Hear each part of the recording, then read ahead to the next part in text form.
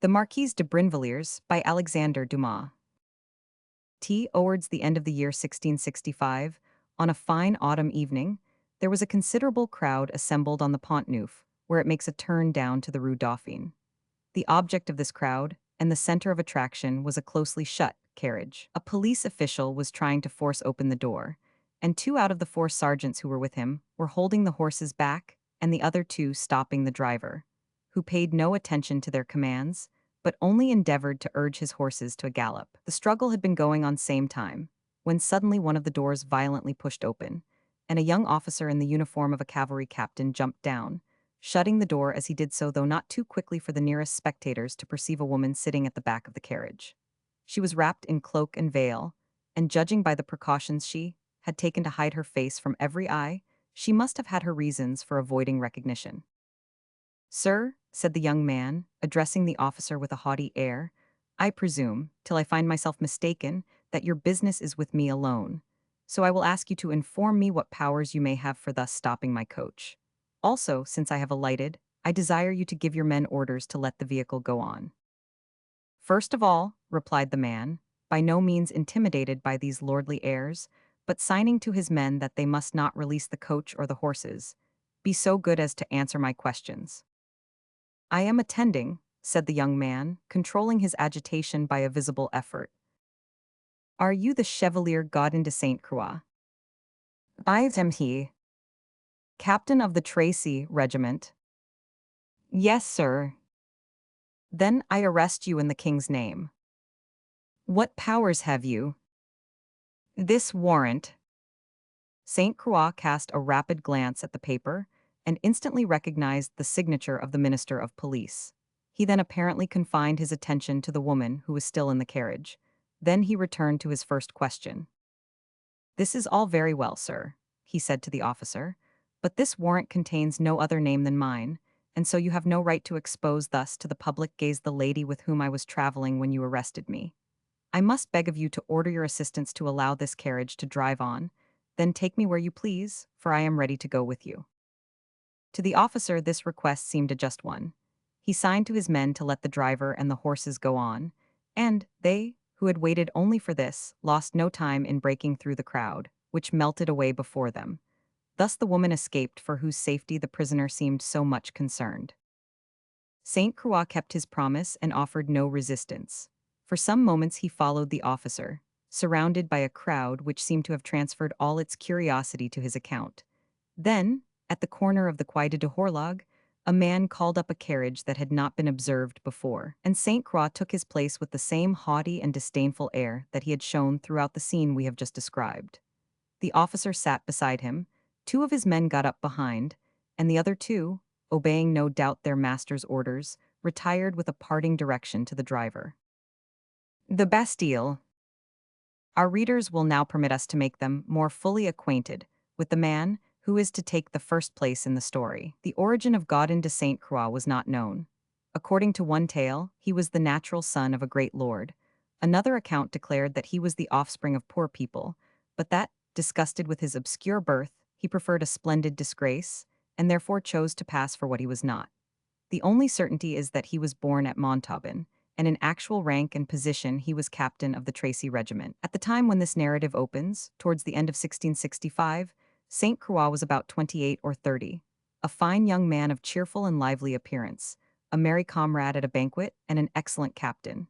He took his pleasure with other men, and was so impressionable a character that he enjoyed a virtuous project as well as any plan for a debauch. In love he was most susceptible, and jealous to the point of madness even about a courtesan, had she once taken his fancy. His prodigality was princely, although he had no income. Further, he was most sensitive to slights, as all men are who, because they are placed in an equivocal position, fancy that everyone who makes any reference to their origin is offering an intentional insult. We must now see by what a chain of circumstances he had arrived at his present position. About the year 1660, Saint Croix, while in the army, had made the acquaintance of the Marquis de Brinvilliers, maître de camp of the Normandy regiment. Their age was much the same, and so was their manner of life. Their virtues and their vices were similar, and thus it happened that a mere acquaintance grew into a friendship, and on his return from the field the Marquis introduced Saint Croix to his wife, and he became an intimate of the house. The usual results followed. Madame de Brinvilliers was then scarcely 8 and 20. She had married the Marquis in 1651, that is, 9 years before. He enjoyed an income of 30,000 livres, to which she added her dowry of 200,000 livres, exclusive of her expectations in the future. Her name was Marie Madeleine. She had a sister and two brothers. Her father, M. de Dreux d'Aubray, was civil lieutenant at the Châtelet de Paris. At the age of 28, the Marquise was at the height of her beauty. Her figure was small but perfectly proportioned. Her rounded face was charmingly pretty. Her features, so regular that no emotion seemed to alter their beauty, suggested the lines of a statue miraculously endowed with life. It was easy enough to mistake for the repose of a happy conscience the cold, cruel calm which served as a mask to cover remorse. Saint Croix and the Marquise loved at first sight, and she was soon his mistress. The Marquis, perhaps endowed with the conjugal philosophy which alone pleased the taste of the period, perhaps too much occupied with his own pleasure to see what was going on before his eyes, offered no jealous obstacle to the intimacy, and continued his foolish extravagances long after they had impaired his fortunes. His affairs became so entangled that the Marquise, who cared for him no longer, and desired a fuller liberty for the indulgence of her new passion, demanded and obtained a separation. She then left her husband's house, and henceforth abandoning all discretion, appeared everywhere in public with Saint Croix. This behavior, authorized as it was by the example of the highest nobility, made no impression upon the Marquis of Brinvilliers, who merrily pursued the road to ruin, without worrying about his wife's behavior. Not so M. de Dreux d'Aubray. He had the scrupulosity of a legal dignitary. He was scandalized at his daughter's conduct, and feared a stain upon his own fair name. He procured a warrant for the arrest of Saint Croix, wheresoever the bearer might chance to encounter him. We have seen how it was put in execution when Saint Croix was driving in the carriage of the Marquise, whom our readers will doubtless have recognized as the woman who concealed herself so carefully. From one's knowledge of the character of Saint Croix, it is easy to imagine that he had to use great self-control to govern the anger he felt at being arrested in the middle of the street. Thus, although during the whole drive he uttered not a single word, it was plain to see that a terrible storm was gathering, soon to break. But he preserved the same impossibility both at the opening and shutting of the fatal gates, which, like the gates of hell, had so often bidden those who entered abandon all hope on their threshold. And again, when he replied to the formal questions put to him by the governor. His voice was calm, and when they gave him the prison register he signed it with a steady hand. At once a jailer, taking his orders from the governor, bade him follow. After traversing various corridors, cold and damp, where the daylight might sometimes enter but fresh air never, he opened a door, and Saint Croix had no sooner entered than he heard it locked behind him. At the grating of the lock he turned. The jailer had left him with no light but the rays of the moon, which, shining through a barred window some 8 or 10 feet from the ground, shed a gleam upon a miserable truckle bed, and left the rest of the room in deep obscurity. The prisoner stood still for a moment and listened. Then, when he had heard the steps die away in the distance and knew himself to be alone at last, he fell upon the bed with a cry more like the roaring of a wild beast than any human sound. He cursed his fellow man who had snatched him from his joyous life to plunge him into a dungeon. He cursed his God who had let this happen. He cried aloud to whatever powers might be that could grant him revenge and liberty. Just at that moment, as though summoned by these words from the bowels of the earth, a man slowly stepped into the circle of blue light that fell from the window. A man thin and pale, a man with long hair, in a black doublet, who approached the foot of the bed where Saint Croix lay. Brave as he was, this apparition so fully answered to his prayers, and at the period the power of incantation and magic was still believed in, that he felt no doubt that the archenemy of the human race, who is continually at hand, had heard him and had now come in answer to his prayers. He sat up on the bed, feeling mechanically at the place where the handle of his sword would have been but 2 hours since, feeling his hair stand on end, and a cold sweat began to stream down his face as the strange fantastic being step by step approached him. At length the apparition paused, the prisoner and he stood face to face for a moment, their eyes riveted. Then the mysterious stranger spoke in gloomy tones. "Young man," said he, "you have prayed to the devil for vengeance on the men who have taken you, for help against the God who has abandoned you. I have the means, and I am here to proffer it. Have you the courage to accept?" "First of all," asked Saint Croix, "who are you?" "Why seek you to know who I am?" replied the unknown, "at the very moment when I come at your call and bring what you desire." "All the same," said Saint Croix, still attributing what he heard to a supernatural being, When one makes a compact of this kind, one prefers to know with whom one is treating. Well, since you must know, said the stranger, I am the Italian Exili. Saint Croix shuddered anew, passing from a supernatural vision to a horrible reality. The name he had just heard had a terrible notoriety at the time, not only in France but in Italy as well. Exili had been driven out of Rome, charged with many poisonings, which, however, could not be satisfactorily brought home to him. He had gone to Paris, and there, as in his native country, he had drawn the eyes of the authorities upon himself. But neither in Paris nor in Rome was he, the pupil of René and of Trofana, convicted of guilt. All the same, though proof was wanting, his enormities were so well accredited that there was no scruple as to having him arrested. A warrant was out against him. Exili was taken up and was lodged in the Bastille. He had been there about 6 months when Saint Croix was brought to the same place.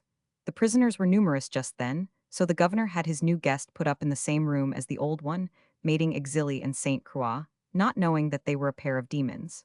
Our readers now understand the rest. Saint Croix was put into an unlighted room by the jailer, and in the dark had failed to see his companion. He had abandoned himself to his rage. His imprecations had revealed his state of mind to Exili, who at once seized the occasion for gaining a devoted and powerful disciple, who once out of prison might open the doors for him, perhaps, or at least avenge his fate should he be incarcerated for life. The repugnance felt by Saint Croix for his fellow prisoner did not last long, and the clever master found his pupil apt.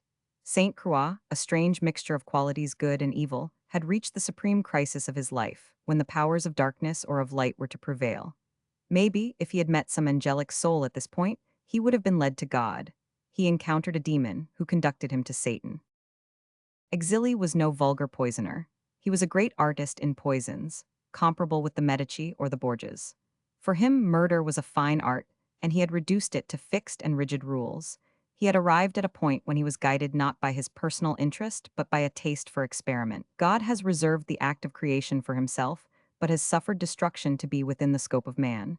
Man therefore supposes that in destroying life he is God's equal.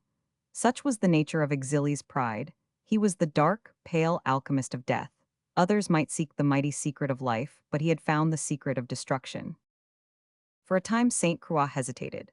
At last he yielded to the taunts of his companion, who accused Frenchmen of showing too much honor in their crimes, of allowing themselves to be involved in the ruin of their enemies, whereas they might easily survive them and triumph over their destruction. In opposition to this French gallantry, which often involves the murderer in a death more cruel than that he has given, he pointed to the Florentine traitor with his amiable smile and his deadly poison. He indicated certain powders and potions, some of them of dull action, wearing out the victim so slowly that he dies after long suffering, others violent and so quick that they kill like a flash of lightning, leaving not even time for a single cry. Little by little Saint Croix became interested in the ghastly science that puts the lives of all men in the hand of one. He joined in Exili's experiments.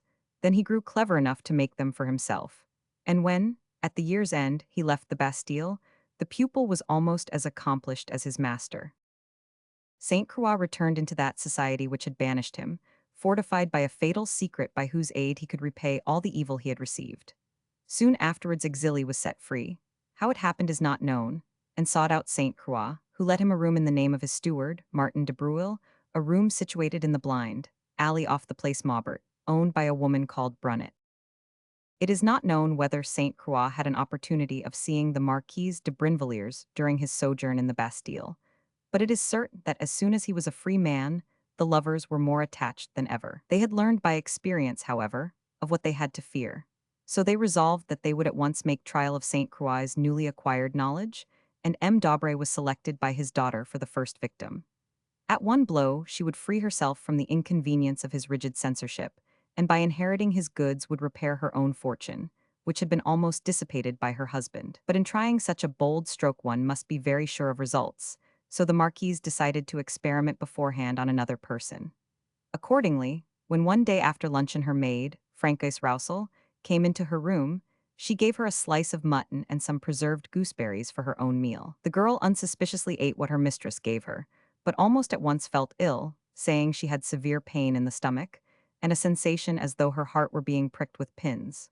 But she did not die, and the Marquise perceived that the poison needed to be made stronger, and returned it to Saint Croix, who brought her some more in a few days' time. The moment had come for action. M. d'Aubray, tired with business, was to spend a holiday at his castle called Offemont. The Marquise offered to go with him. M. d'Aubray, who supposed her relations with Saint Croix to be quite broken off, joyfully accepted.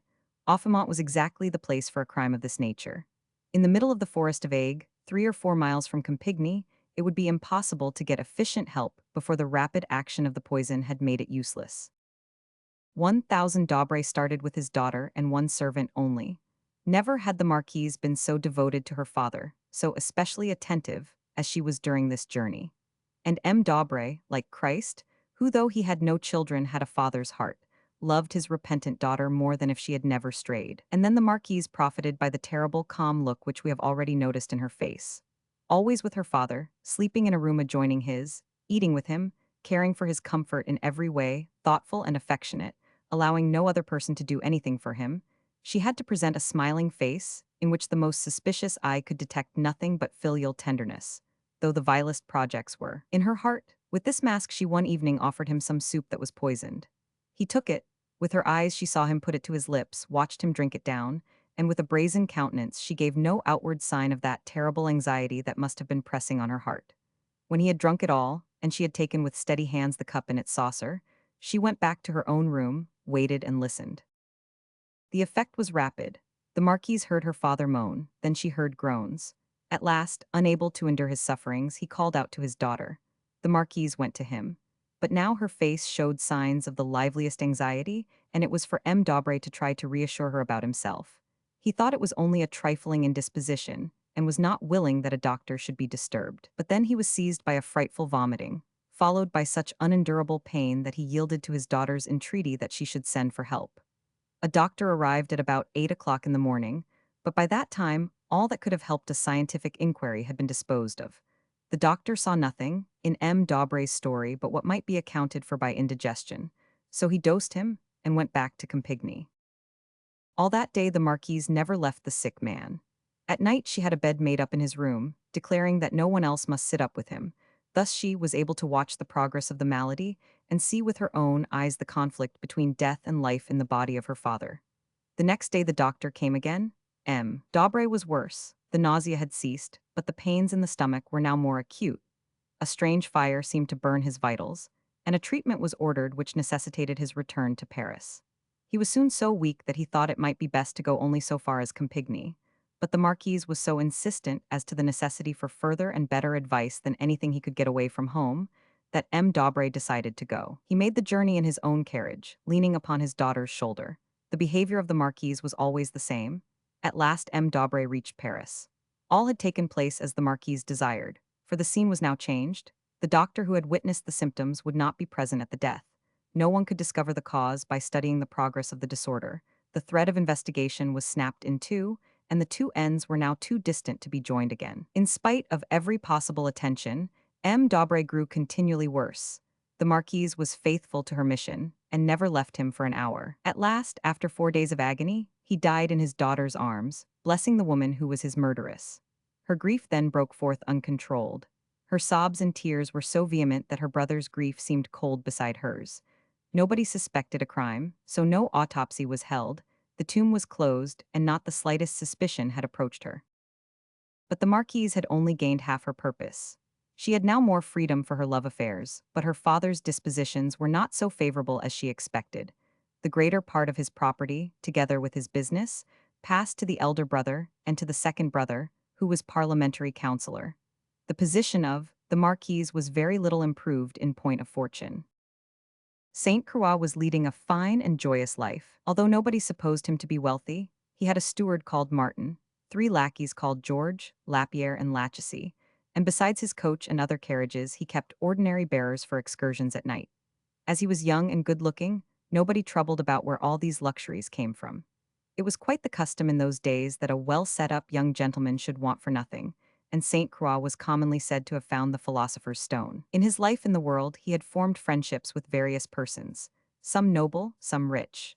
Among the latter was a man named Reich de Penetier, receiver general of the clergy and treasurer of the states of Languedoc, a millionaire, and one of those men who are always successful, and who seem able by the help of their money to arrange matters that would appear to be in the province of God alone. This Penetier was connected in business with a man called Delibert, his first clerk, who died all of a sudden of apoplexy. The attack was known to Penedier sooner than to his own family. Then the papers about the conditions of partnership disappeared, no one knew how, and Delibert's wife and child were ruined. 500 Delibert's brother-in-law, who was Sieur de la Magdelaine, felt certain vague suspicions concerning this death and wished to get to the bottom of it. He accordingly began investigations, which were suddenly brought to an end by his death.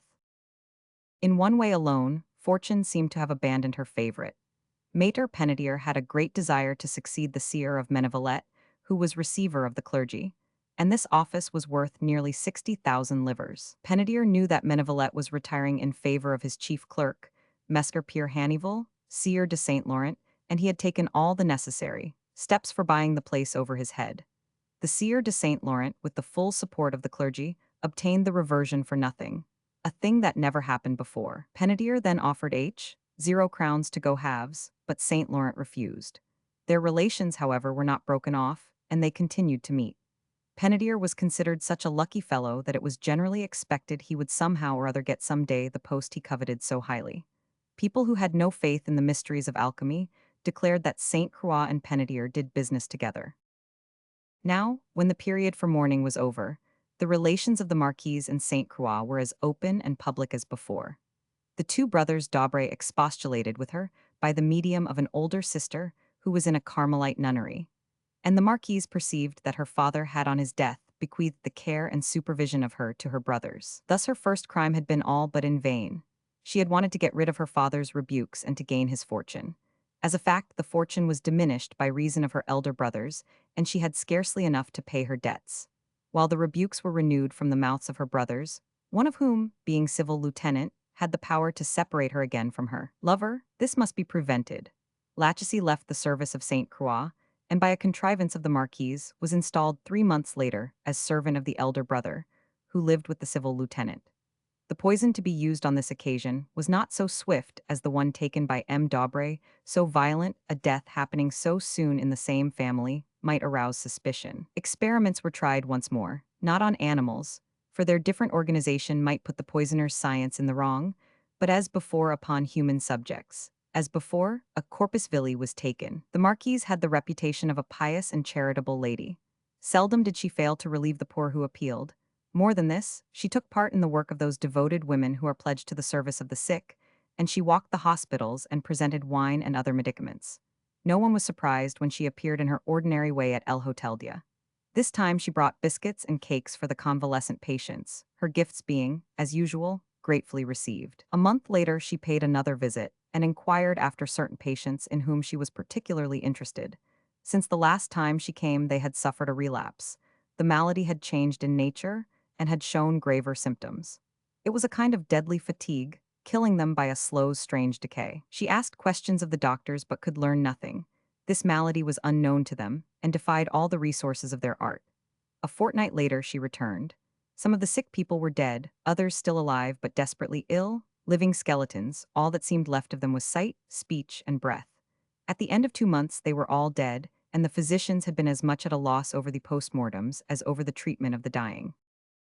Experiments of this kind were reassuring, so Lachesis had orders to carry out his instructions. One day the civil lieutenant rang his bell, and Lachesis, who served the councillor, as we said before, came up for orders. He found the lieutenant at work with his secretary, Caust. What he wanted was a glass of wine and water. In a moment Lachesis brought it in. The lieutenant put the glass to his lips, but at the first sip pushed it away, crying, "What have you brought, you wretch? I believe you want to poison me." Then handing the glass to his secretary, he added, "Look at it, Caust. What is this stuff?" The secretary put a few drops into a coffee spoon, lifting it to his nose and then to his mouth. The drink had the smell and taste of vitriol. Meanwhile, Lachesis went up to the secretary and told him he knew what it must be. One of the councillor's valets had taken a dose of medicine that morning, and without noticing, he must have brought the very glass his companion had used. Saying this, he took the glass from the secretary's hand, put it to his lips, pretending to taste it himself, and then said he had no doubt it was so, for he recognized the smell. He then threw the wine into the fireplace. As the lieutenant had not drunk enough to be upset by it, he soon forgot this incident and the suspicions that had been aroused at the moment in his mind. Saint Croix and the Marquise perceived that they had made a false step, and at the risk of involving several people in their plan for vengeance, they decided on the employment of other means. 3 months passed without any favorable occasion presenting itself. At last, on one of the early days of Apra, the lieutenant took his brother to his country place, Villequoy, in Beauce, to spend the Easter vacation. Lachesis was with his master, and received his instructions at the moment of departure. The day after they arrived in the country, there was a pigeon pie for dinner. 7 persons who had eaten it felt indisposed after the meal, and the 3 who had not taken it were perfectly well. Those on whom the poisonous substance had chiefly acted were the lieutenant, the counselor, and the commandant of the watch. He may have eaten more, or possibly the poison he had tasted on the former occasion helped, but at any rate the lieutenant was the first to be attacked with vomiting 2 hours later. The counselor showed the same symptoms. The commandant and the others were a prey for several hours to frightful internal pains. But from the beginning, their condition was not nearly so grave as that of the 2 brothers. This time again, as usual, the help of doctors was useless. On the 12th of April, 5 days after they had been poisoned, the lieutenant and his brother returned to Paris so changed that anyone would have thought they had both suffered a long and cruel illness. Madame de Brinvilliers was in the country at the time, and did not come back during the whole time that her brothers were ill. From the very first consultation in the lieutenant's case, the doctors entertained no hope. The symptoms were the same as those to which his father had succumbed, and they supposed it was an unknown disease in the family. They gave up all hope of recovery. Indeed, his state grew worse and worse. He felt an unconquerable aversion for every kind of food, and the vomiting was incessant. The last 3 days of his life he complained that a fire was burning in his breast, and the flames that burned within seemed to blaze forth at his eyes, the only part of his body that appeared to live, so like a corpse was all the rest of him. On the 17th of June, 1670, he died. The poison had taken 72 days to complete its work. Suspicion began to dawn. The lieutenant's body was opened, and a formal report was drawn up. The operation was performed in the presence of the surgeons Duper and Durant, and Gavart, the apothecary, by M. Bacot, the brothers' private physician. They found the stomach and duodenum to be black and falling to pieces, the liver burnt and gangrened.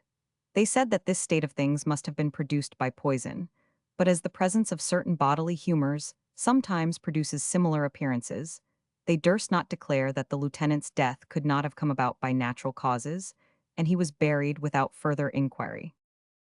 It was as his private physician that Dr. Bacot had asked for the autopsy of his patient's brother, for the younger brother seemed to have been attacked by the same complaint, and the doctor hoped to find from the death of the one some means for preserving the life of the other.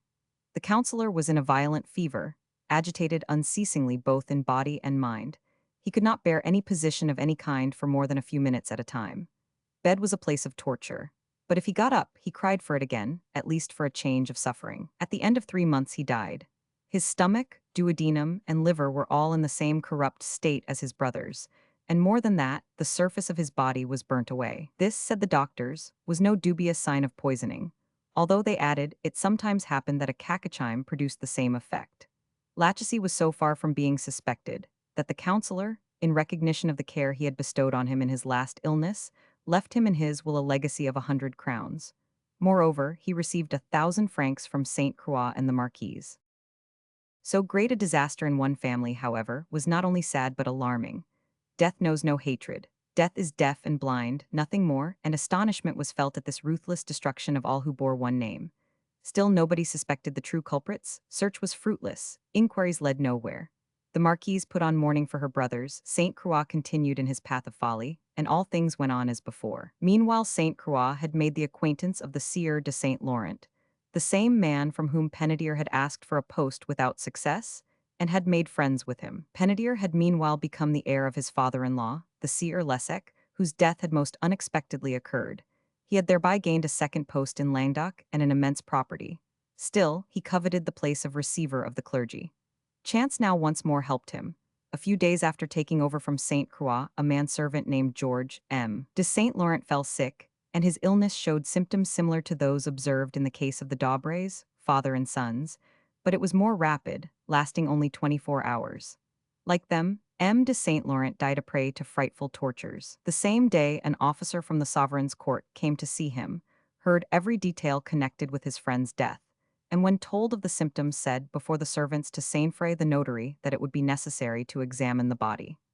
An hour later George disappeared, saying nothing to anybody, and not even asking for his wages. Suspicions were excited, but again, they remained vague. The autopsy showed a state of things not precisely to be called peculiar to poisoning cases the intestines, which the fatal poison had not had time to burn as in the case of the Daubres, were marked with reddish spots like flea bites. In June, Penetier obtained the post that had been held by the Sieur de Saint Laurent. But the widow had certain suspicions, which were changed into something like certainty by George's flight. A particular circumstance aided and almost confirmed her doubts. An abbe who was a friend of her husband, and knew all about the disappearance of George, met him some days afterwards in the Rue des Masons, near the Sorbonne. They were both on the same side, and a hay cart coming along the street was causing a block.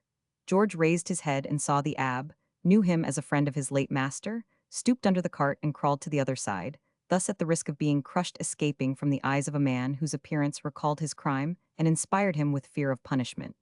Madame de Saint Laurent preferred a charge against George, but though he was sought for everywhere, he could never be found. Still the report of these strange deaths, so sudden and so incomprehensible, was bruited about Paris, and people began to feel frightened. Saint Croix, always in the gay world, encountered the talk in drawing rooms and began to feel a little uneasy. True, no suspicion pointed as yet in his direction, but it was as well to take precautions, and Saint Croix began to consider how he could be freed from anxiety. There was a post in the king's service soon to be vacant, which would cost 100,000 crowns, and although Saint Croix had no apparent means, it was rumored that he was about to purchase it. He first addressed himself to Belleguise to treat about this affair with Penetier. There was some difficulty, however, to be encountered in this quarter. The sum was a large one, and Penetier no longer required help. He had already come into all the inheritance he looked for, and so he tried to throw cold water on the project. Saint Croix thus wrote to Belleguise: "Dear friend, is it possible that you need any more talking to about the matter you know of, so important as it is, and, maybe, able to give us peace and quiet for the rest of our days? I really think the devil must be in it, or else you simply will not be sensible. Do show your common sense, my good man, and look at it from all points of view. Take it at its very worst, and you still ought to feel bound to serve me, seeing how I have made everything all right for you. All our interests are together in this matter. Do help me, I beg of you. You may feel sure I shall be deeply grateful, and you will never before have acted so agreeably both for me and for yourself. You know quite enough about it, for I have not spoken so openly even to my own brother as I have to you. If you can come this afternoon, I shall be either at the house or quite near at hand. You know where I mean, or I will expect you tomorrow morning, or I will come and find you, according to what you reply. Always yours with all my heart." The house meant by Saint Croix was in the Rue des Bernardins, and the place near at hand where he was to wait for Belleguise was the room he leased from the widow Brunet, in the blind alley out of the Place Maubert. It was in this room, and at the apothecary Glazer's, that Saint Croix made his experiments, but in accordance with poetical justice, the manipulation of the poisons proved fatal to the workers themselves. The apothecary fell ill and died. Martin was attacked by fearful sickness, which brought him to death's door. Saint Croix was unwell, and could not even go out, though he did not know what was the matter.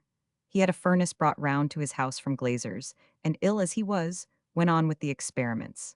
Saint Croix was then seeking to make a poison so subtle that the very effluvia might be fatal. He had heard of the poisoned napkin given to the young Dauphin, elder brother of Charles Roman VII, to wipe his hands on during a game of tennis, and knew that the contact had caused his death. And the still discussed tradition had informed him of the gloves of Jean d'Albret. The secret was lost, but Saint Croix hoped to recover it. And then there happened one of those strange accidents, which seemed to be not the hand of chance, but a punishment from heaven.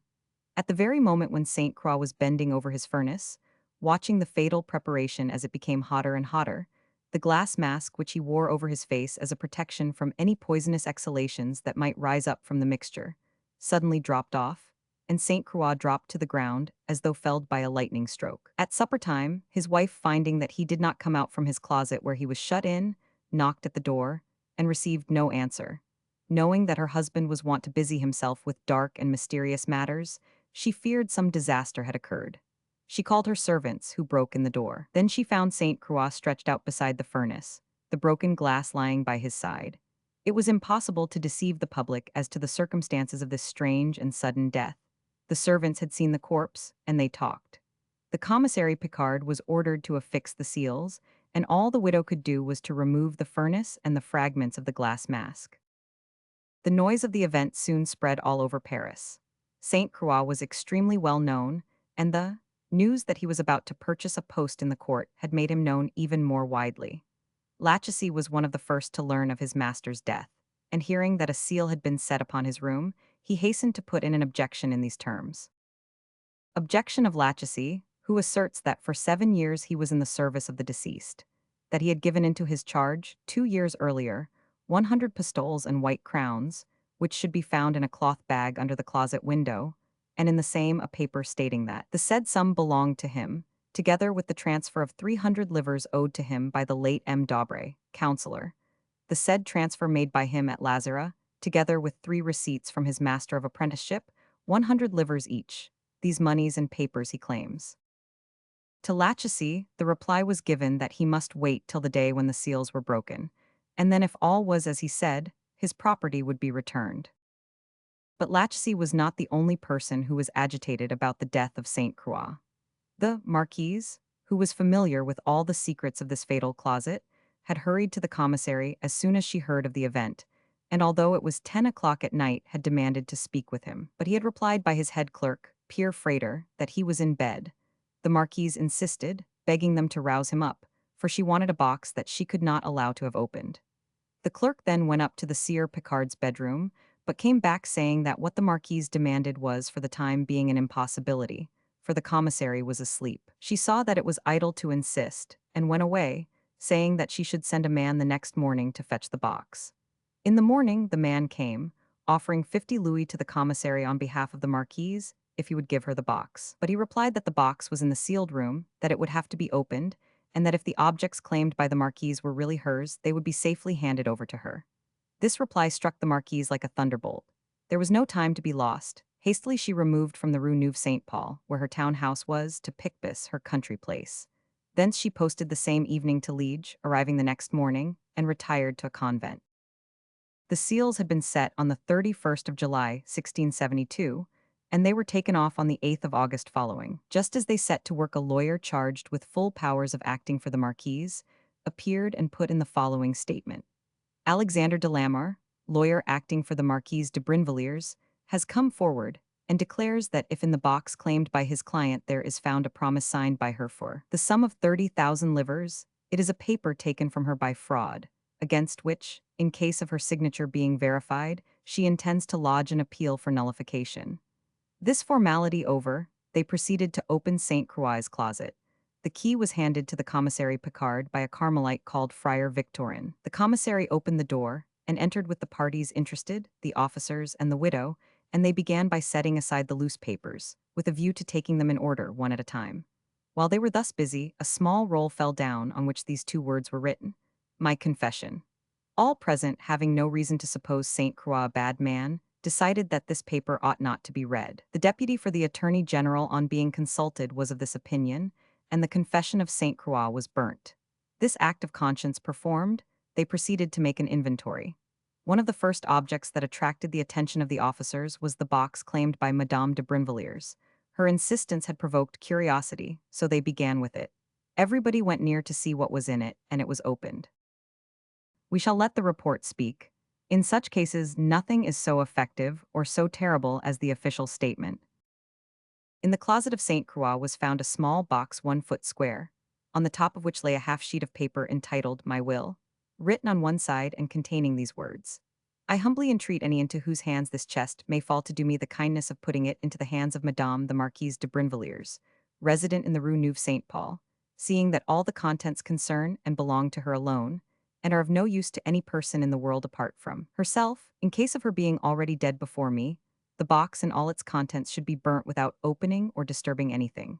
And lest anyone should plead ignorance of the contents, I swear by the God I worship, and by all that is most sacred, that no untruth is here asserted. If anyone should contravene my wishes that are just and reasonable in this matter, I charge their conscience therewith in discharging my own in this world and the next, protesting that such is my last wish. Given at Paris the 25th of May afternoon, 1672, signed by Saint Croix. And below were written these words: There is one packet only addressed to M. Penetier which should be delivered.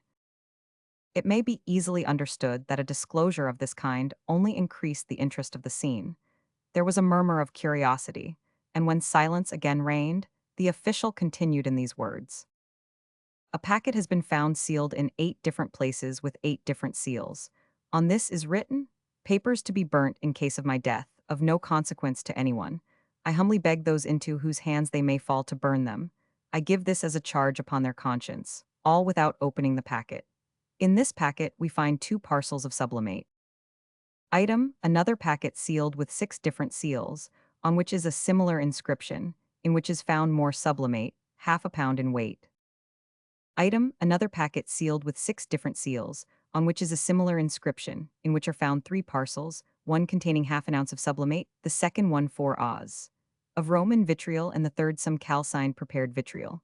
In the box was found a large square phial, 1 pint in capacity, full of a clear liquid, which was looked at by M. Morrow, the doctor. He, however, could not tell its nature until it was tested. Item, another phial, with half a pint of clear liquid with a white sediment, about which Morrow said the same thing as before. Item, a small earthenware pot containing 2 or 3 lumps of prepared opium. Item, a folded paper containing 2 drams of corrosive sublimate powdered. Next, a little box containing a sort of stone, known as infernal stone. Next, a paper containing 1 ounce of opium.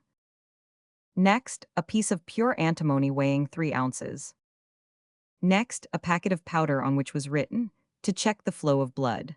Morrow said that it was quince flower and quince buds dried. Item, a pack sealed with 6 seals on which was written, "Papers to be burnt in case of death." In this 24 letters were found, said to have been written by the Marquise de Brinvilliers. Item, another packet sealed with 6 seals, on which a similar inscription was written. In this were 27 pieces of paper on each of which was written, "Sundry curious secrets." Item, another packet with 6 more seals, on which a similar inscription was written. In this were found 75 livers, addressed to different persons. Besides all these, in the box there were 2 bonds, one from the Marquise for 30,000 and one from Penetier for 10,000 francs, their dates corresponding to the time of the deaths of M. Daubrey and the Sieur de Saint Laurent. The difference in the amount shows that Saint Croix had a tariff, and that parricide was more expensive than simple assassination. Thus, in his death, did Saint Croix bequeath the poisons to his mistress and his friend. Not content with his own crimes in the past, he wished to be their accomplice in the future. The first business of the officials was to submit the different substances to analysis, and to experiment with them on animals. The report follows of Guy Simon, an apothecary, who was charged to undertake the analysis and the experiments. This artificial poison reveals its nature on examination.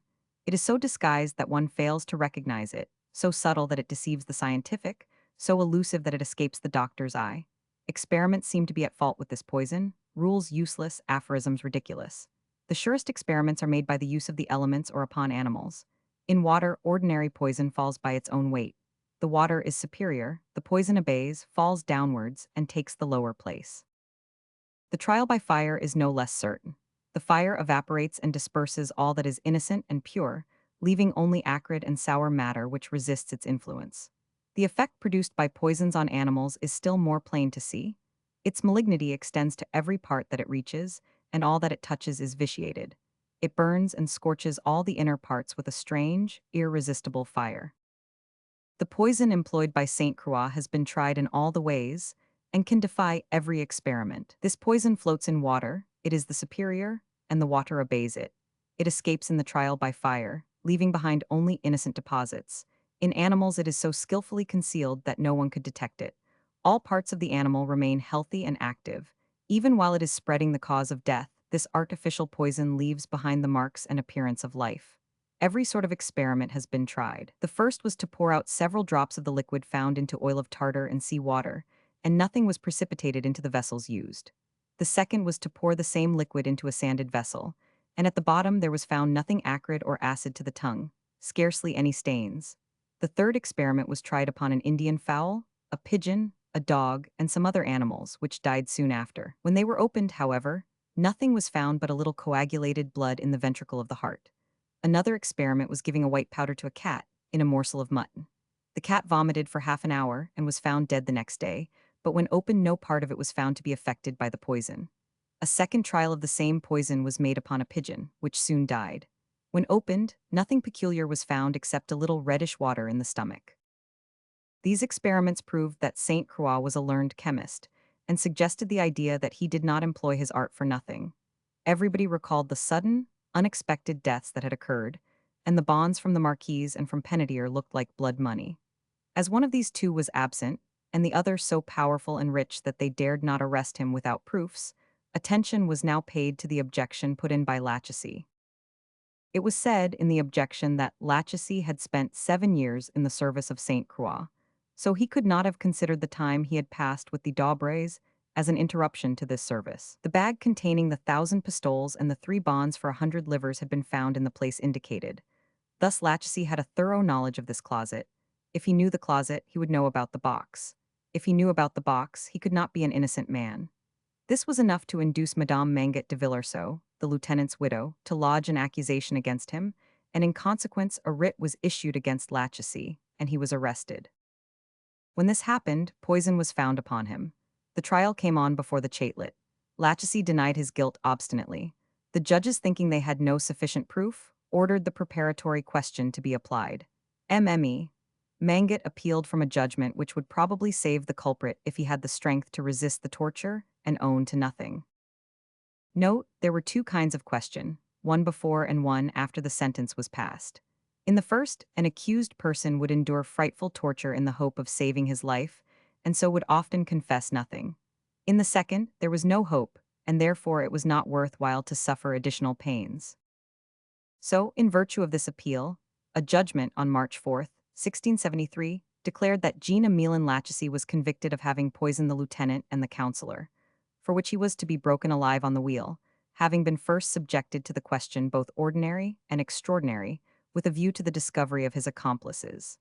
At the same time, Madame de Brinvilliers was condemned, in default of appearance, to have her head cut off.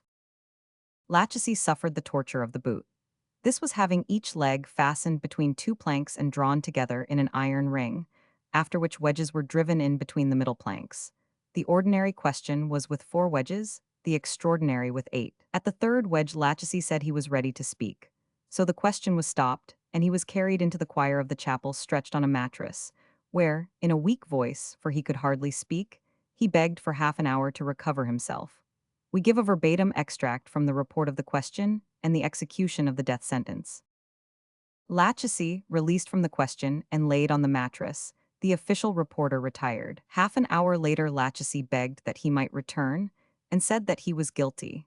That Saint Croix told him that Madame de Brinvilliers had given him the poison to administer to her brothers, that he had done it in water and soup, had put the reddish water in the lieutenant's glass in Paris and the clear water in the pie at Villequoy, that Saint Croix had promised to keep him always and to make him a gift of 100 pistolets, that he gave him an account of the effect of the poisons, and that Saint Croix had given him some of the waters several times. Saint Croix told him that the Marquise knew nothing of his other poisonings, but Lachesis thought she did know, because she had often spoken to him about his poisons, that she wanted to compel him to go away, offering him money if he would go, that she had asked him for the box and its contents, that if Saint Croix had been able to put anyone into the service of Madame Daubre, the lieutenant's widow, he would possibly have had her poisoned also, for he had a fancy for her daughter.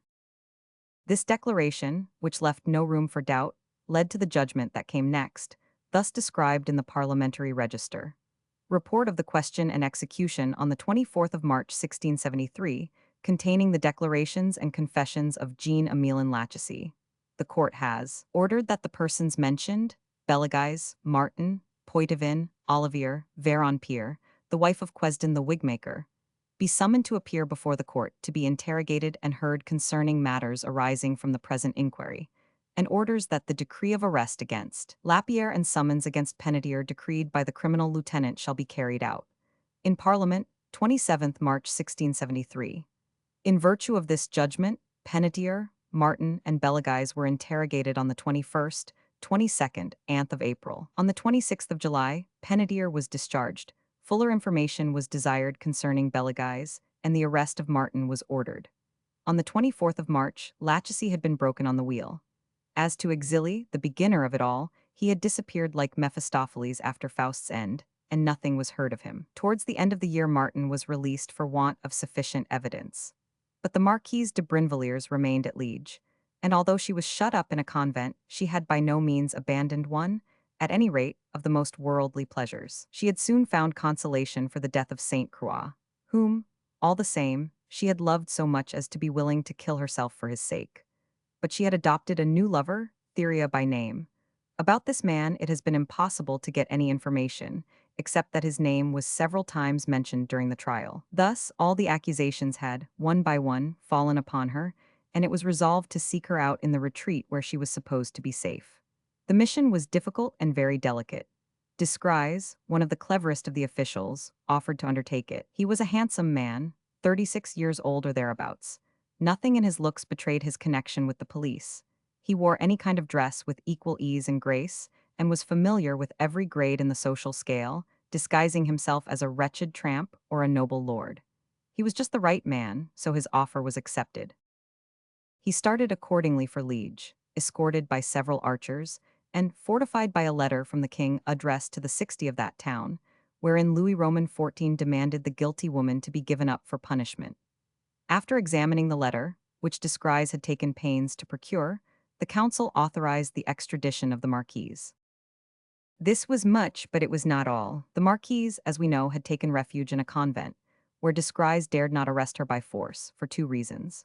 First, because she might get information beforehand, and hide herself in one of the cloister retreats whose secret is known only to the superior. Secondly, because Liege was so religious a town that the event would produce a great sensation.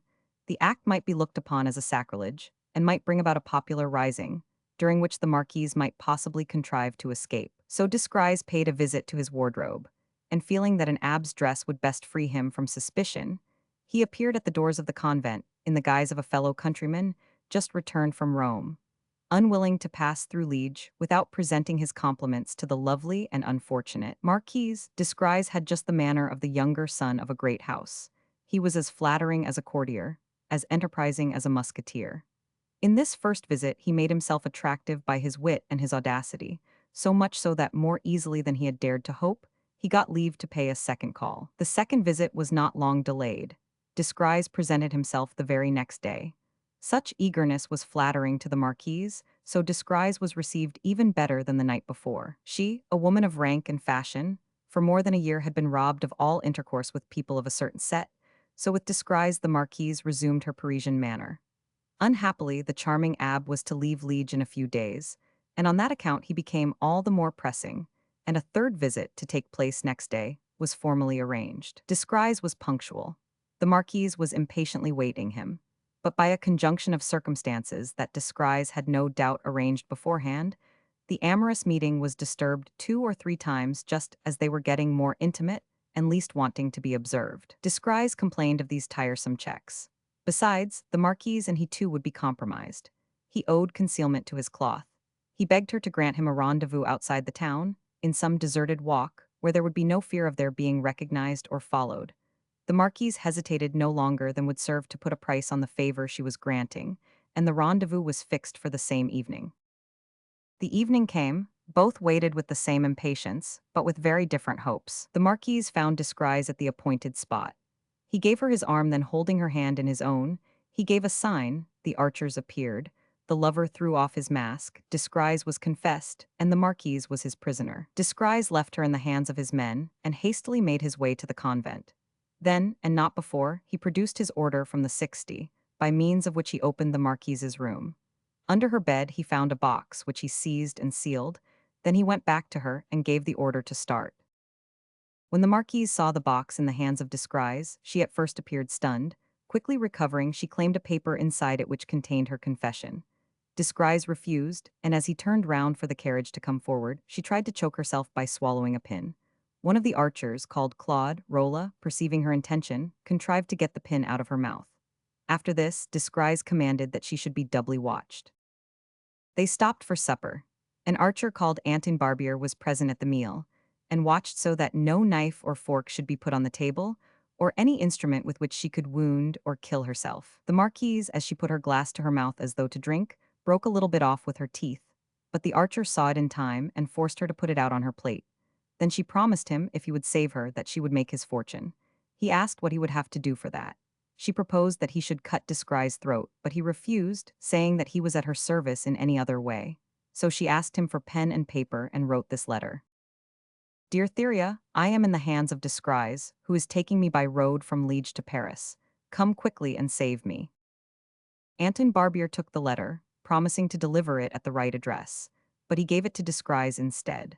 The next day, finding that this letter had not been pressing enough, she wrote him another, saying that the escort was only 8 men, who could be easily overcome by 4 or 5 determined assailants, and she counted on him to strike this bold stroke. But uneasy when she got no answer and no result from her letters, she dispatched a third missive to Theria. In this she implored him by his own salvation, if he were not strong enough to attack her escort and save her, at least to kill 2 of the 4 horses by which she was conveyed, and to profit by the moment of confusion to seize the chest and throw it into the fire. Otherwise, she declared, she was lost. Theria received none of these letters, which were one by one handed over by Barbier to Disguise. He all the same did go to Maastricht, where the Marquise was to pass of his own accord. There he tried to bribe the archers, offering much as 10,000 livres, but they were incorruptible. At Rocroi the cortege met M. Palouao, the councillor, whom the Parliament had sent after the prisoner, that he might put questions to her at a time when she least expected them, and so would not have prepared her answers. Disguise told him all that had passed, and specially called his attention to the famous box, the object of so much anxiety and so many eager instructions. M. de Palouao opened it, and found among other things a paper headed My Confession. This confession was a proof that the guilty feel great need of discovering their crimes either to mankind or to a merciful God. Saint Croix, we know, had made a confession that was burnt, and here was the Marquise equally imprudent. The confession contained 7 articles and began thus: I confess to God and to you, my father, and was a complete avowal of all the crimes she had committed. In the first article, she accused herself of incendiarism. In the second, of having ceased to be a virgin at 7 years of age. In the third, of having poisoned her father. In the fourth, of having poisoned her 2 brothers. In the fifth, that she had tried to poison her sister, a Carmelite nun. The 2 other articles were concerned with the description of strange and unnatural sins. In this woman, there was something of Locusta and something of Messalina as well. Antiquity could go no further. 1,000 de Palouao, fortified by his knowledge of this important document, began his examination forthwith. We give it verbatim, rejoicing that we may substitute an official report for our own narrative. Asked why she fled to Liege, she replied that she left France on account of some business with her sister-in-law. Asked if she had any knowledge of the papers found in the box, she replied that in the box there were several family papers, and among them a general confession which she desired to make. When she wrote it, however, her mind was disordered. She knew not what she had said or done, being distraught at the time, in a foreign country, deserted by her relatives, forced to borrow every penny. Asked as to the first article, what house it was she had burnt, she replied that she had not burnt anything, but when she wrote that she was out of her senses. Asked about the 6 other articles, she replied that she had no recollection of them. Asked if she had not poisoned her father and brothers, she replied that she knew nothing at all about it. Asked if it were not Lachesis who poisoned her brothers, she replied that she knew nothing about it. Asked if she did not know that her sister could not live long, having been poisoned, she said that she expected her sister to die, because she suffered in the same way as her brothers, that she had lost all memory of the time when she wrote this confession, admitted that she left France by the advice of her relations. Asked why her relations had advised her thus, she replied that it was in connection with her brother's affairs, admitted seeing Saint Croix since his release from the Bastille. Asked if Saint Croix had not persuaded her to get rid of her father, she replied that she could not remember. Neither did she remember if Saint Croix had given her powders or other drugs, nor if Saint Croix had told her he knew how to make her rich. 8 letters having been produced, asked to whom she had written them, she replied that she did not remember. Asked why she had promised to pay 30,000 livres to Saint Croix, she replied that she intended to entrust this sum to his care, so that she might make use of it when she wanted it, believing him to be her friend. She had not wished this to be known, by reason of her creditors, that she had an acknowledgment from Saint Croix, but had lost it in her travels, that her husband knew nothing about it. Asked if the promise was made before or after the death of her brothers, she replied that she could not remember, and it made no difference. Asked if she knew an apothecary called Glazer, she replied that she had consulted him 3 times about inflammation. Asked why she wrote to Theria to get hold of the box, she replied that she did not understand. Asked why, in writing to Theria, she had said she was lost unless he got hold of the box, she replied that she could not remember. Asked if she had seen during the journey with her father the first symptoms of his malady, she replied that she had not noticed that her father was ill on the journey, either going or coming back in 1666.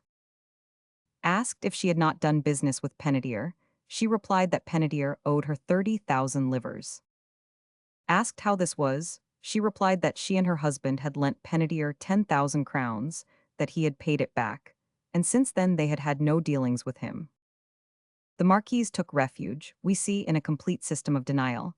Arrived in Paris and confined in the conciergerie, she did the same, but soon other terrible charges were added, which still further overwhelmed her. The Sergeant Clout deposed that, observing a lackey to M. Daubrey, the councillor, to be the man Lachesis, whom he had seen in the service of Saint Croix, he said to the Marquise that if her brother knew that Lachesis had been with Saint Croix he would not like it, but that Madame de Brinvilliers exclaimed, "Dear me, don't tell my brothers. They would give him a thrashing, no doubt, and he may just as well get his wages as anybody else." He said nothing to the Daubreys, though he saw Lachesis paying daily visits to Saint Croix and to the Marquise, who was worrying Saint Croix to let her have her box, and wanted her bill for 2 or 3,000 pistoles. Otherwise, she would have had him assassinated.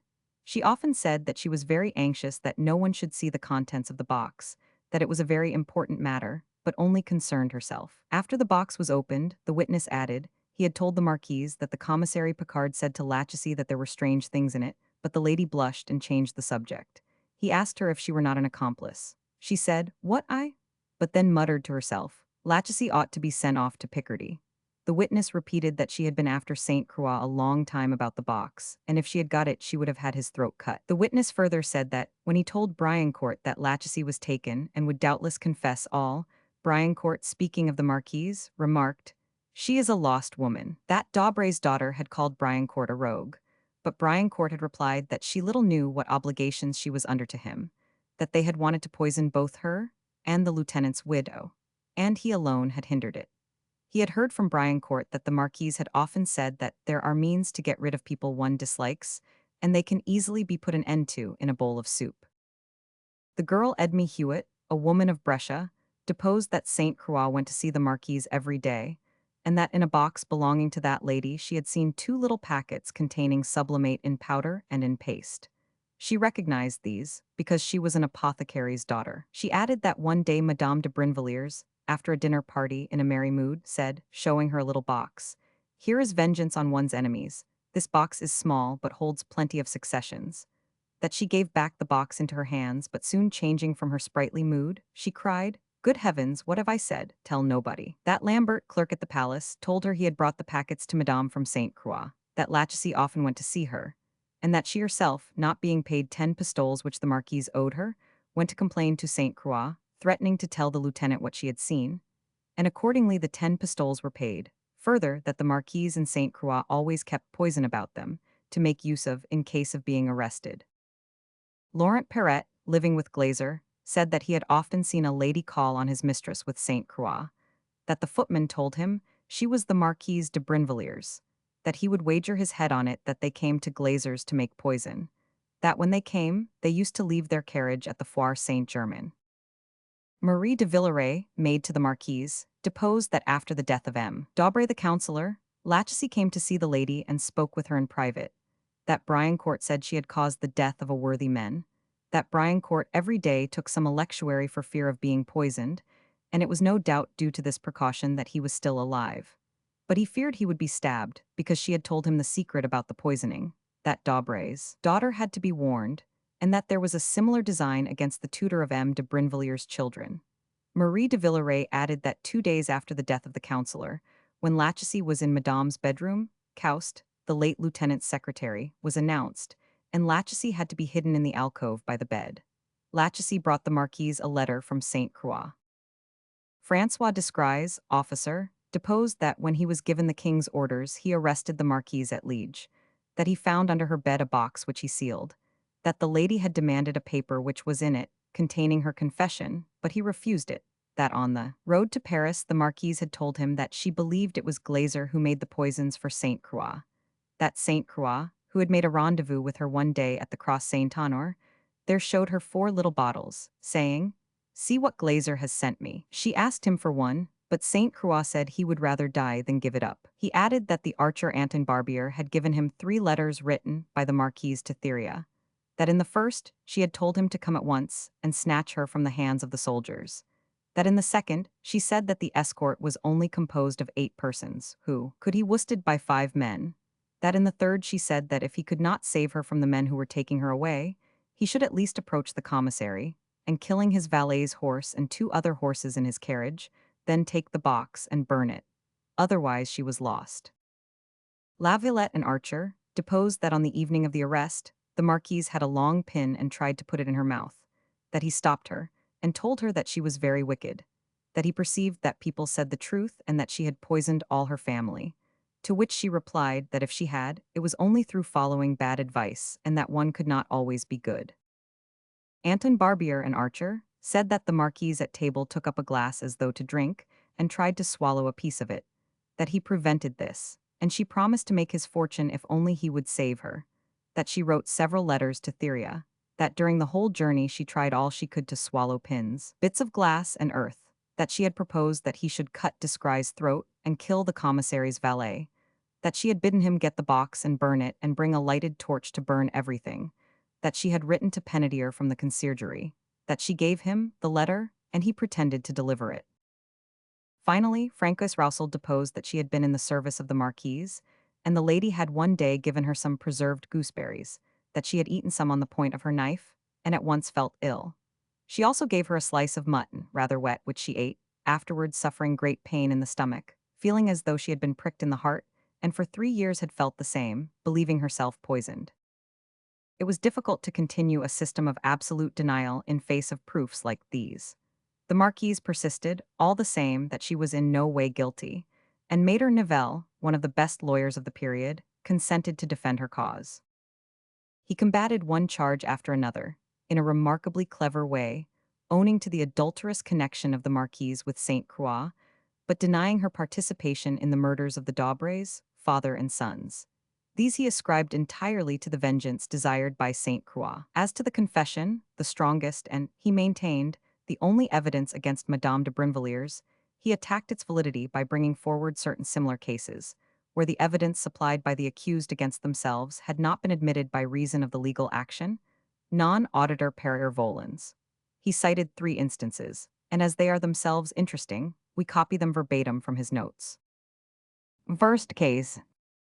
Dominicus Soto, a very famous canonist and theologian, confessor to Charles V, present at the first meetings of the Council of Trent under Paul Roman III, propounds a question about a man who had lost a paper on which he had written down his sins. It happened that this paper fell into the hands of an ecclesiastical judge who wished to put in information against the writer on the strength of this document.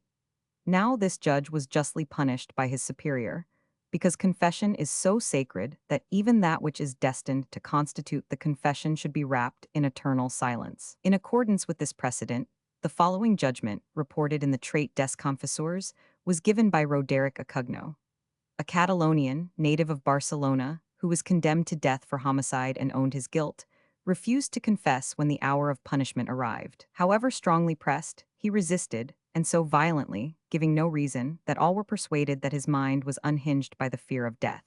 Saint Thomas of Villeneuve, Archbishop of Valencia, heard of his obstinacy. Valencia was the place where his sentence was given. The worthy prelate was so charitable as to try to persuade the criminal to make his confession, so as not to lose his soul as well as his body. Great was his surprise, when he asked the reason of the refusal, to hear the doomed man declare that he hated confessors, because he had been condemned through the treachery of his own priest, who was the only person who knew about the murder. In confession, he had admitted his crime and said where the body was buried and all about it. His confessor had revealed it all, and he could not deny it, and so he had been condemned.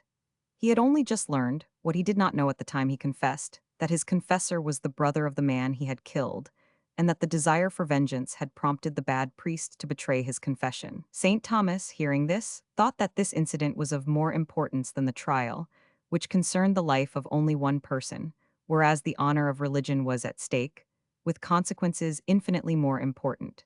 He felt he must verify this statement and summoned the confessor. When he had admitted the breach of faith, the judges were obliged to revoke their sentence and pardon the criminal, much to the gratification of the public mind.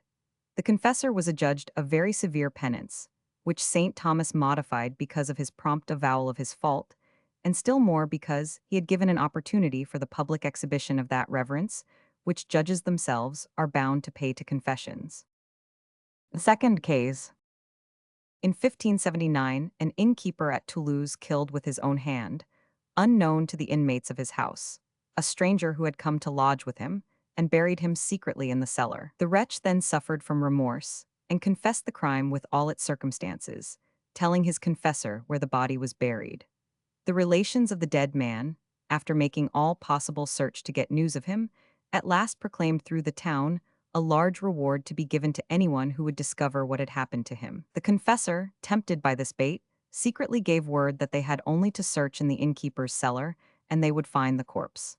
And they found it in the place indicated. The innkeeper was thrown into prison, was tortured, and confessed his crime. But afterwards he always maintained that his confessor was the only person who could have betrayed him. Then the Parliament, indignant with such means of finding out the truth, declared him innocent, failing other proof than what came through his confessor. The confessor was himself condemned to be hanged, and his body was burnt.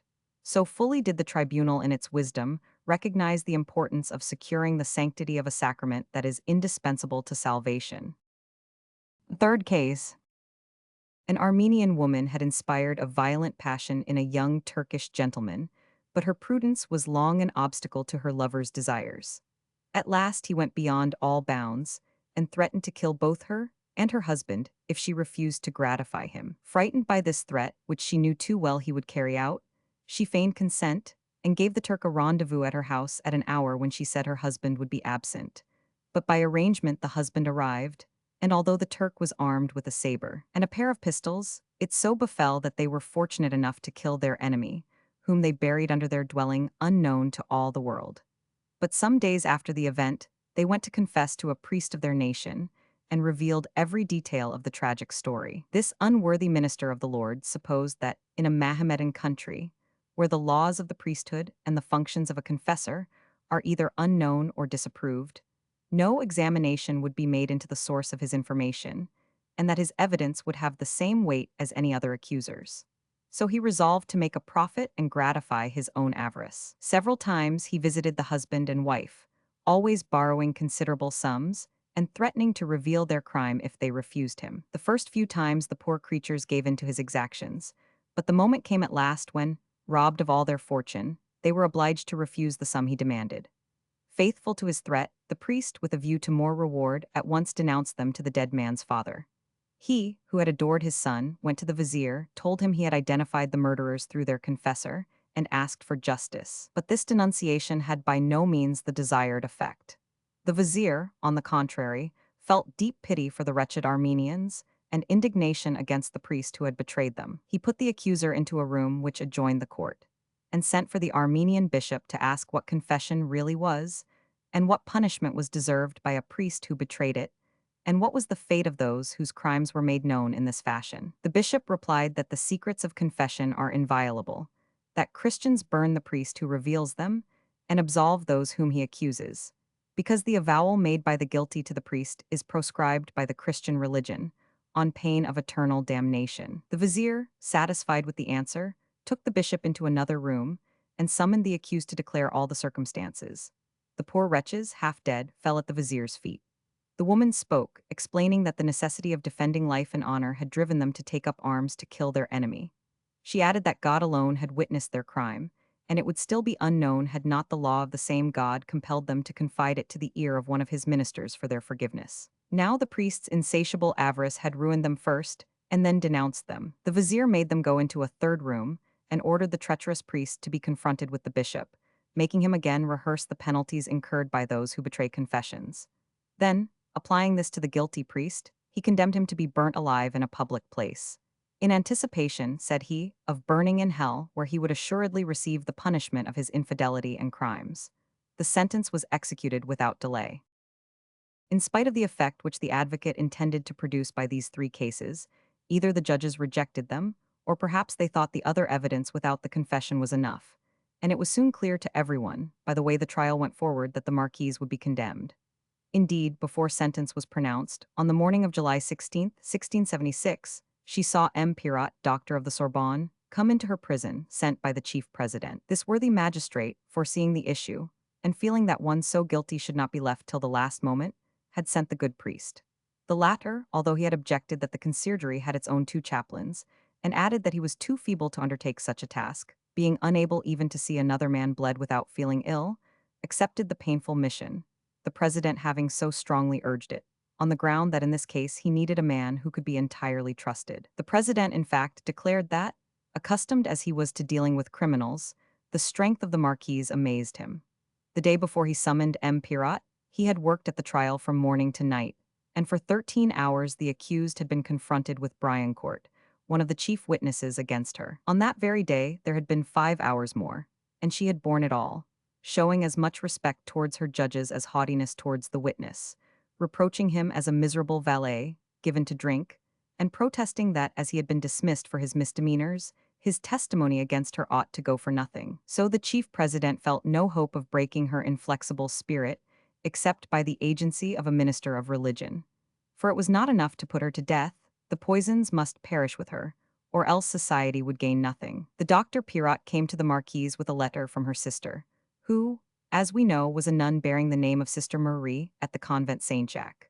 Her letter exhorted the Marquise, in the most touching and affectionate terms, to place her confidence in the good priest, and look upon him not only as a helper but as a friend.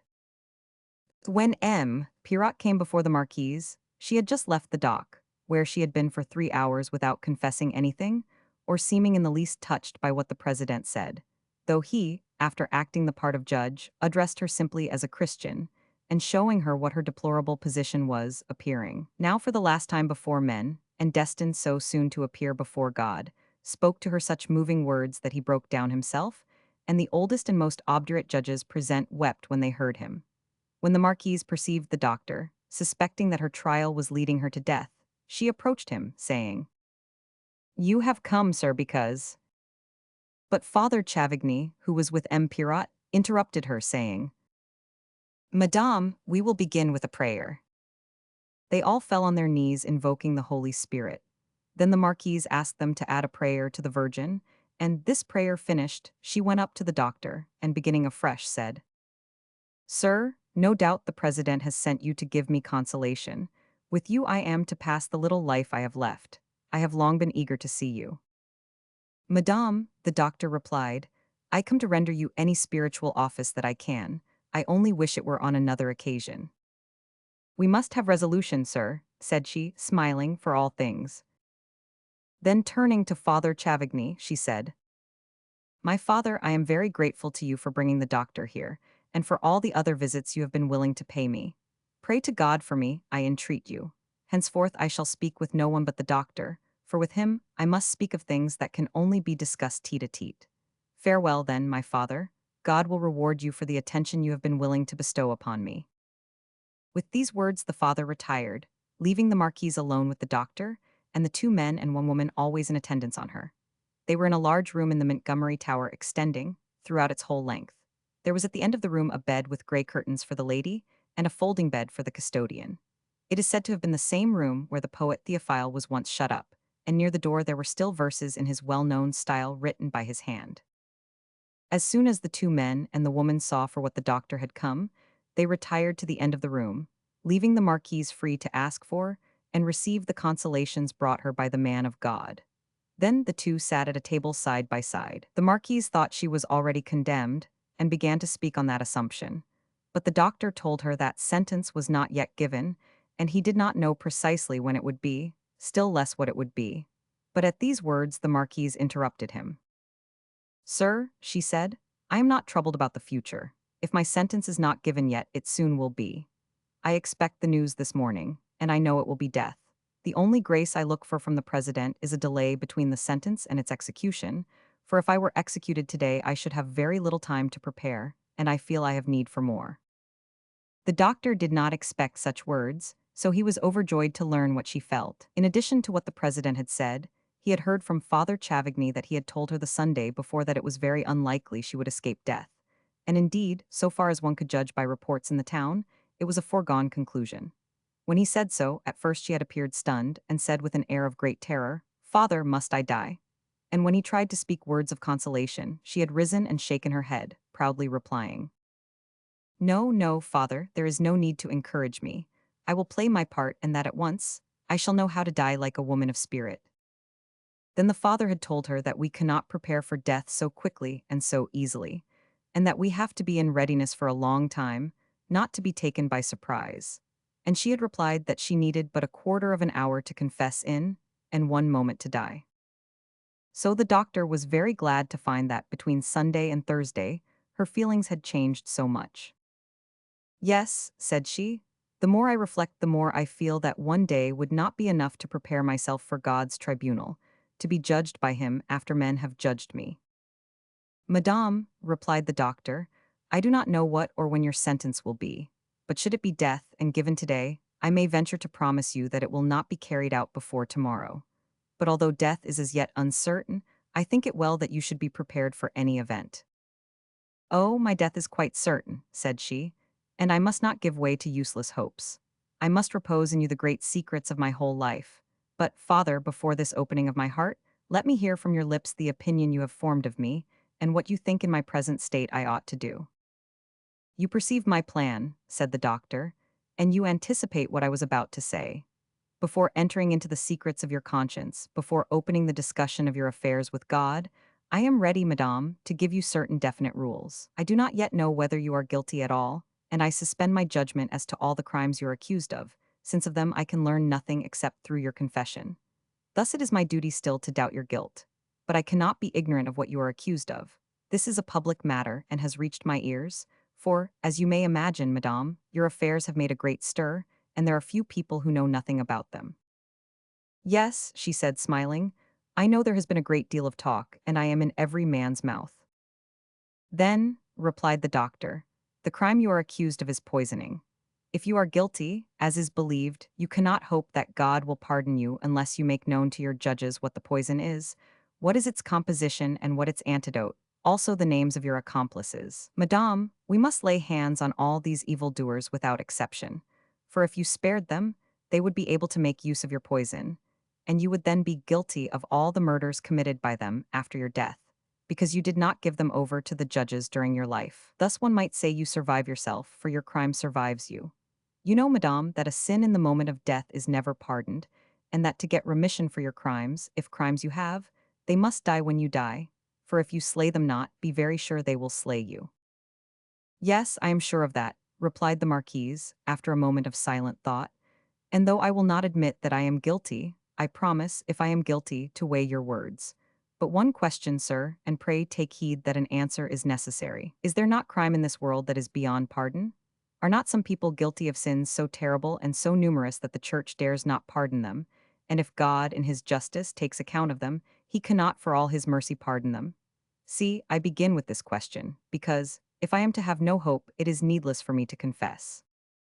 "I wish to think, madame," replied the doctor, in spite of himself half frightened at the marquise, "that this your first question is only put by way of a general thesis, and has nothing to do with your own state.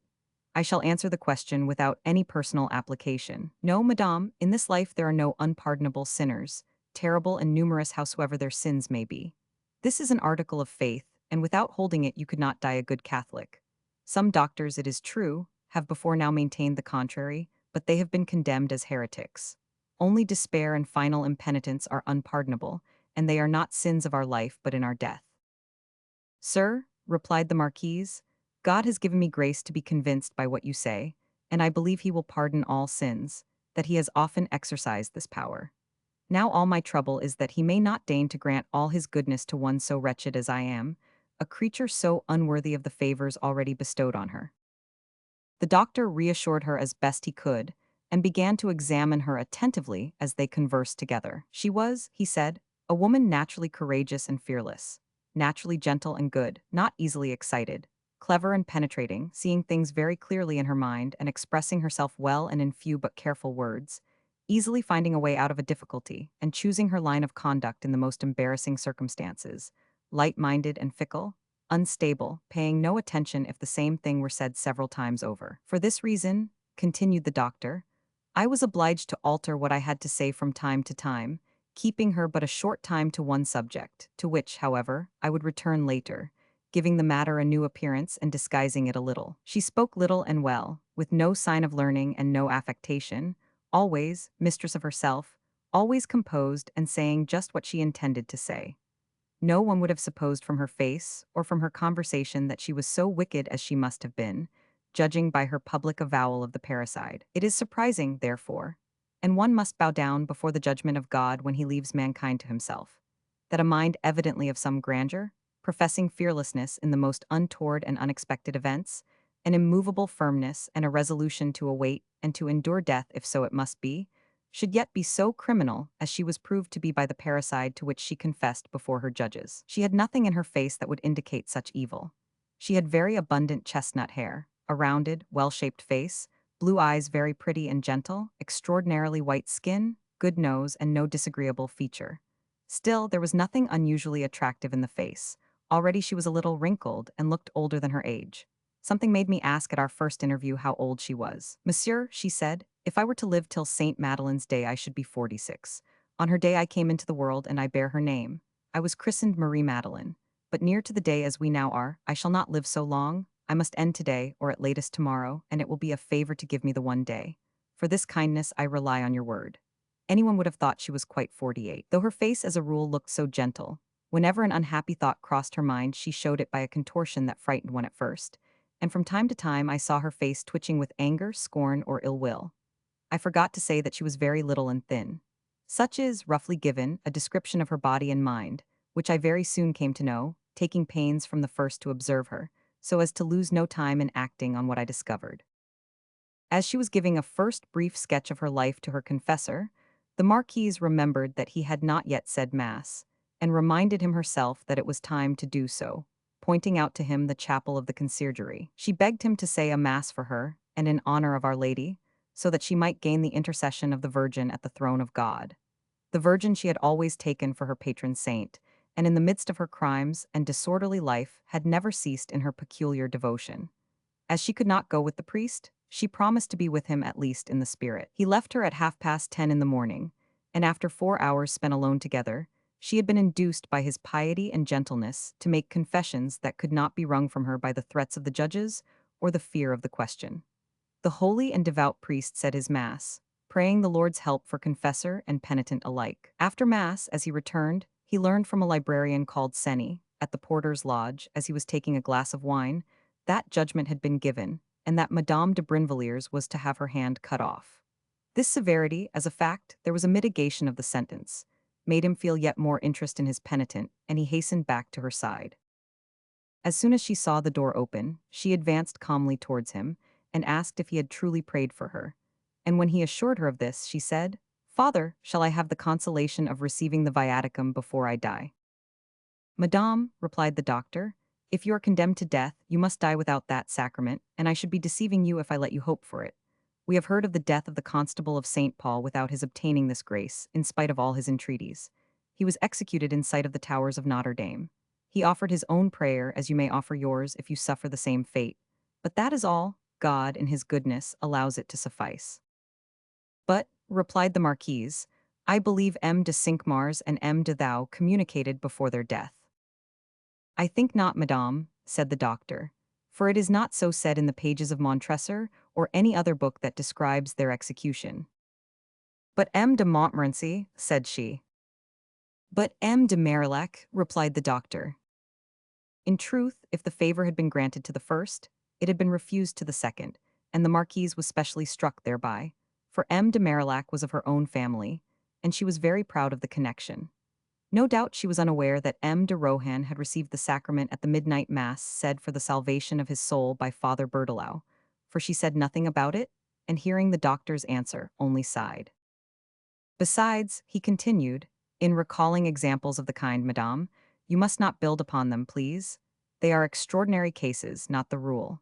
You must expect no privilege. In your case, the ordinary laws will be carried out, and your fate will not differ from the fate of other condemned persons. How would it have been had you lived and died before the reign of Charles Roman VI?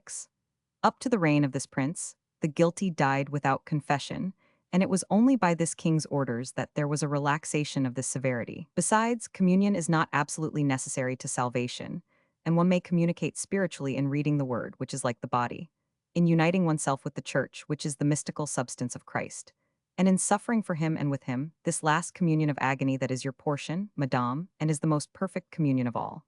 If you heartily detest your crime and love God with all your soul, if you have faith and charity, your death is a martyrdom and a new baptism. Alas, my God, replied the Marquise, after what you tell me, now that I know the executioner's hand was necessary to my salvation, what should I have become had I died at Liege? Where should I have been now? And even if I had not been taken, and had lived another 20 years away from France, what would my death have been, since it needed the scaffold for my purification? Now I see all my wrongdoings, and the worst of all is the last. I mean my effrontery before the judges. But all is not yet lost, God be thanked. And as I have one last examination to go through, I desire to make a complete confession about my whole life. You, sir, I entreat specially to ask pardon on my behalf of the first president. Yesterday, when I was in the dock, he spoke very touching words to me, and I was deeply moved. But I would not show it, thinking that if I made no avowal the evidence would not be sufficiently strong to convict me. But it has happened otherwise, and I must have scandalized my judges by such an exhibition of hardihood. Now I recognize my fault and will repair it. Furthermore, sir, far from feeling angry with the president for the judgment he today passes against me, far from complaining of the prosecutor who has demanded it, I thank them both most humbly, for my salvation depends upon it. The doctor was about to answer, encouraging her, when the door opened. It was dinner coming in, for it was now 1:30. The marquise paused and watched what was brought in, as though she were playing hostess in her own country house. She made the woman and the two men who watched her sit down to the table, and turning to the doctor said, "Sir, you will not wish me to stand on ceremony with you. These good people always dine with me to keep me company, and if you approve, we will do the same today. This is the last meal," she added, addressing them, "that I shall take with you." Then turning to the woman, poor Madame Durouze, said she, "I have been a trouble to you for a long time, but have a little patience and you will soon be rid of me. Tomorrow you can go to Dravet. You will have time, for in 7 or 8 hours from now there will be nothing more to do for me, and I shall be in the gentleman's hands. You will not be allowed near me.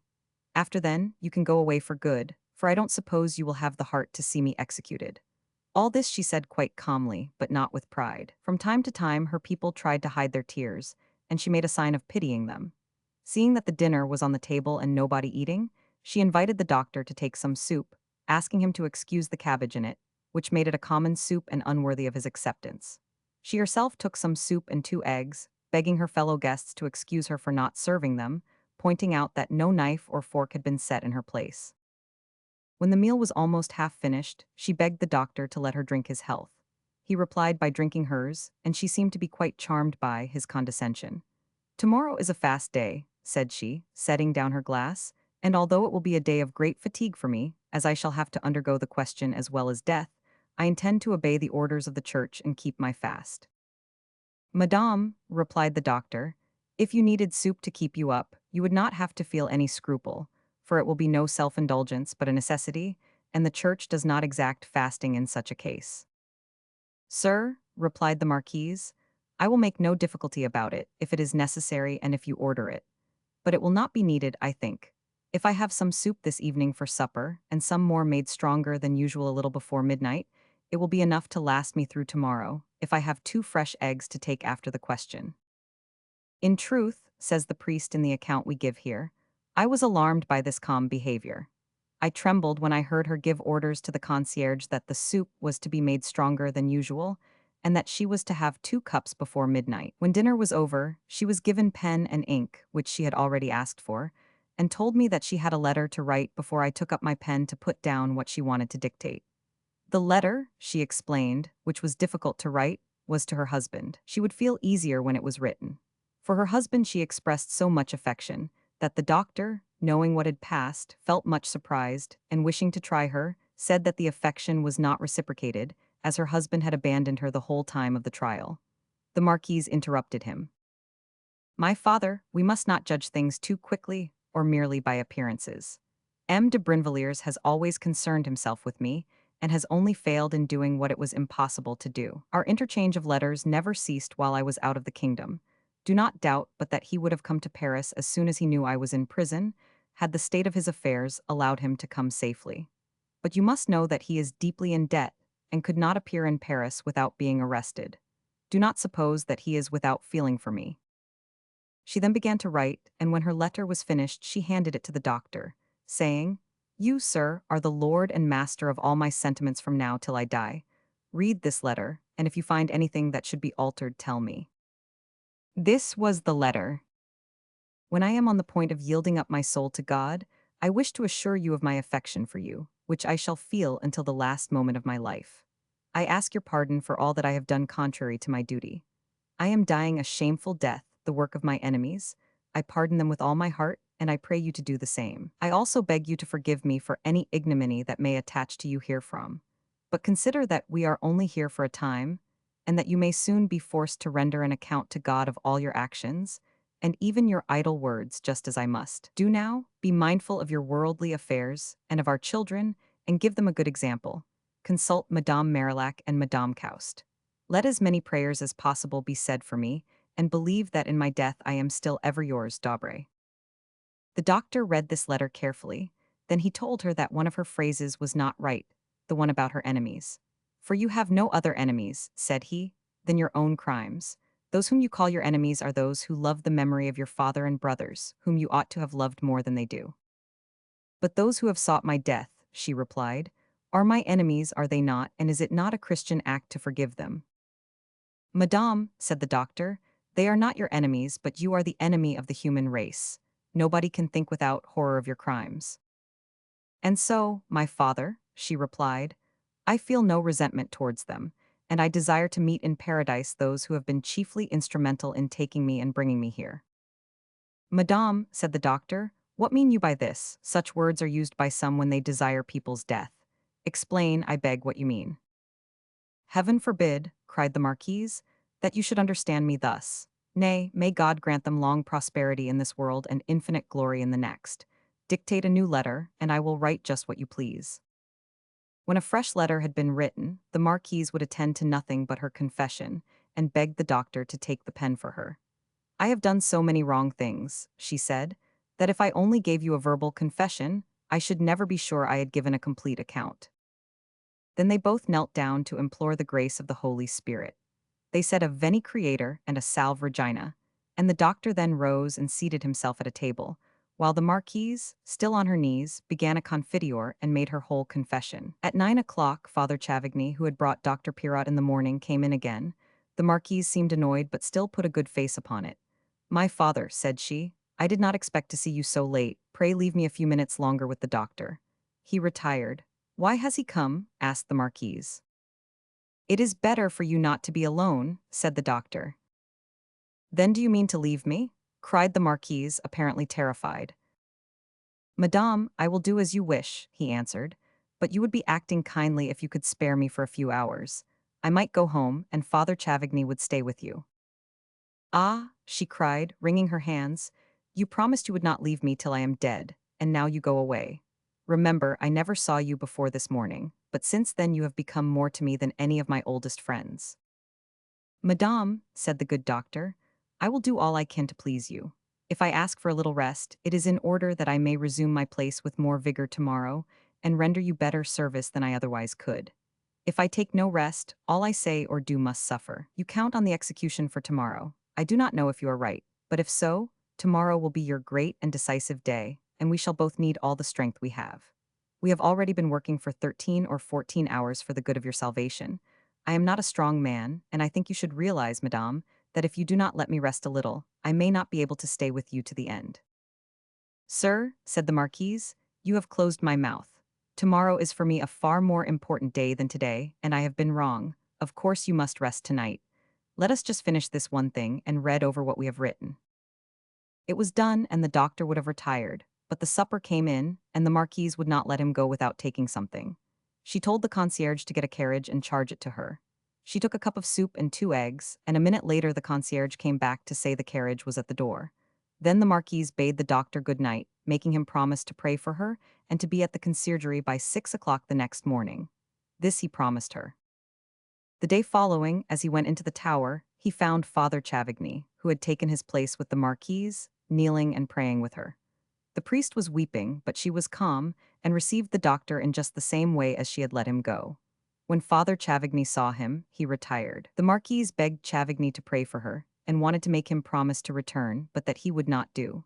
She then turned to the doctor, saying, "Sir, you are punctual, and I cannot complain that you have broken your promise. But oh, how the time has dragged, and how long it has seemed before the clock struck 6. "I am here, madame," said the doctor. "But first of all, how have you spent the night?" "I have written 3 letters," said the Marquise, "and short as they were, they took a long time to write. One was to my sister, one to Madame de Marillac, and the third to M. Coust. I should have liked to show them to you, but Father Chavigny offered to take charge of them, and as he had approved of them, I could not venture to suggest any doubts. After the letters were written, we had some conversation and prayer. But when the father took up his breviary, and I my rosary with the same intention, I felt so weary that I asked if I might lie on my bed. He said I might, and I had 2 good hours' sleep without dreams or any sort of uneasiness. When I woke, we prayed together, and had just finished when you came back." "Well, madame," said the doctor, "if you will, we can pray again. Kneel down, and let us say the Veni Sancte Spiritus." She obeyed and said the prayer with much unction and piety. The prayer finished, M. Pirot was about to take up the pen to go on with the confession, when she said, "Pray let me submit to you one question which is troubling me. Yesterday you gave me great hope of the mercy of God, but I cannot presume to hope I shall be saved without spending a long time in purgatory.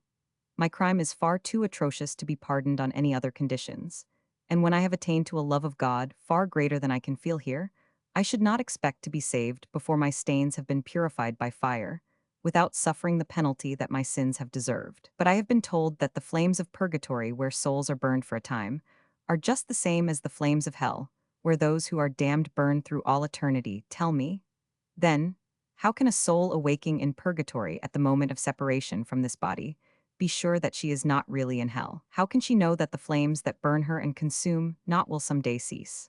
For the torment she suffers is like that of the damned, and the flames wherewith she is burned are even as the flames of hell. This I would fain know, that at this awful moment I may feel no doubt, that I may know for certain whether I dare hope or must despair." "Madame," replied the doctor, "you are right, and God is too, just to add the horror of uncertainty to his rightful punishments. At that moment when the soul quits her earthly body, the judgment of God is passed upon her. She hears the sentence of pardon or of doom. She knows whether she is in the state of grace or of mortal sin. She sees whether she is to be plunged forever into hell, or if God sends her for a time to purgatory. This sentence, madame, you will learn at the very instant when the executioner's axe strikes you. Unless, indeed, the fire of charity has so purified you in this life that you may pass, without any purgatory at all, straight to the home of the blessed who surround the throne of the Lord, there to receive a recompense for earthly martyrdom." "Sir," replied the Marquise, "I have such faith in all you say that I feel I understand it all now, and I am satisfied."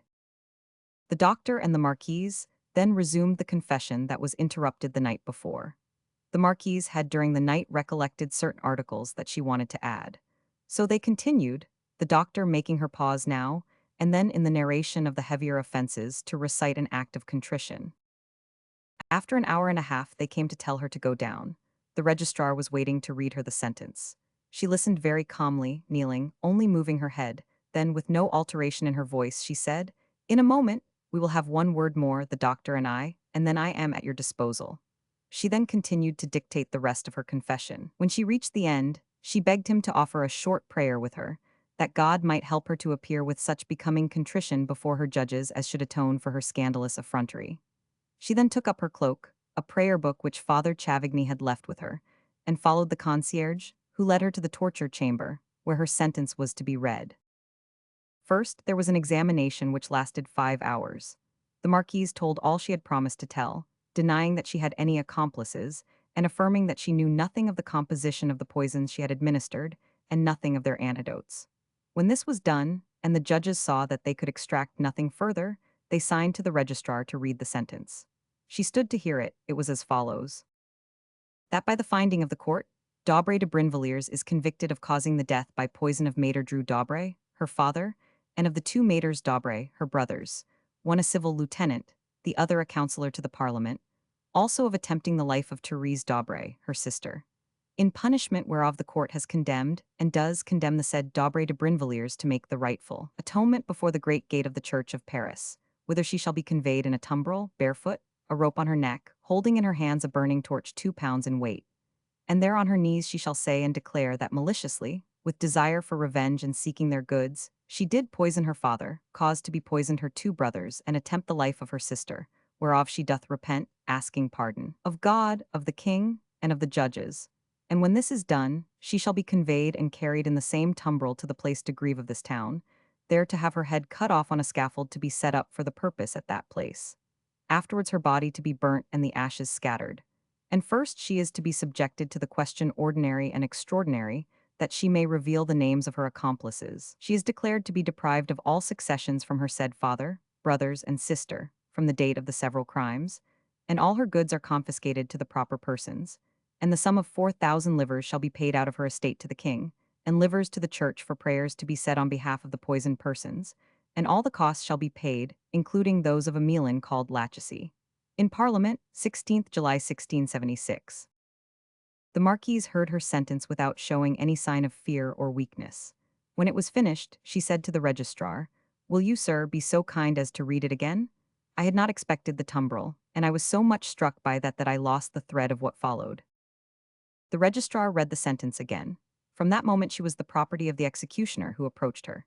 She knew him by the cord he held in his hands, and extended her own, looking him over coolly from head to foot without a word. The judges then filed out, disclosing as they did so the various apparatus of the question.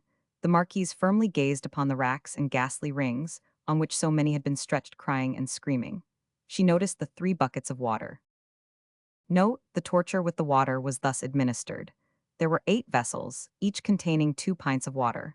4 of these were given for the ordinary, and 8 for the extraordinary. The executioner inserted a horn into the patient's mouth, and if he shut his teeth, forced him to open them by pinching his nose with the finger and thumb. Prepared for her and turned to the registrar, for she would not address the executioner, saying, with a smile, "No doubt all this water is to drown me in? I hope you don't suppose that a person of my size could swallow it all." The executioner said not a word, but began taking off her cloak and all her other garments until she was completely naked. He then led her up to the wall and made her sit on the rack of the ordinary question, 2 feet from the ground. There she was again asked to give the names of her accomplices, the composition of the poison and its antidote, but she made the same reply as to the doctor, only adding, "If you do not believe me, you have my body in your hands and you can torture me." The registrar signed to the executioner to do his duty. He first fastened the feet of the Marquise to 2 rings close together fixed to a board, then making her lie down, he fastened her wrists to 2 other rings in the wall, distant about 3 feet from each other. The head was at the same height as the feet, and the body, held up on a trestle, described a half-curve, as though lying over a wheel. To increase the stretch of the limbs, the man gave 2 turns to a crank, which pushed the feet, at first about 12 inches from the rings, to a distance of 6 inches. And here we may leave our narrative to reproduce the official report. On the small trestle, while she was being stretched, she said several times, "My God, you are killing me," and I only spoke the truth. The water was given. She turned and twisted, saying, "You are killing me." The water was again given. Admonished to name her accomplices, she said there was only one man, who had asked her for poison to get rid of his wife, but he was dead. The water was given. She moved a little but would not say anything. Admonished to say why, if she had no accomplice, she had written from the conciergerie to Penetier, begging him to do all he could for her, and to remember that his interests in this matter were the same as her own. She said that she never knew Penetier had had any understanding with Saint Croix about the poisons, and it would be a lie to say otherwise. But when a paper was found in Saint Croix's box that concerned Penetier, she remembered how often she had seen him at the house and thought it possible that the friendship might have included some business about the poisons. That, being in doubt on the point, she risked writing a letter as though she were sure, for by doing so she was not prejudicing her own case. For either Penetier was an accomplice of Saint Croix or he was not. If he was, he would suppose the Marquise knew enough to accuse him, and would accordingly do his best to save her. If he was not, the letter was a letter wasted, and that was all. The water was again given. She turned and twisted much, but said that on this subject she had said all she possibly could. If she said anything else, it would be untrue. The ordinary question was at an end. The marquise had now taken half the quantity of water she had thought enough to drown her.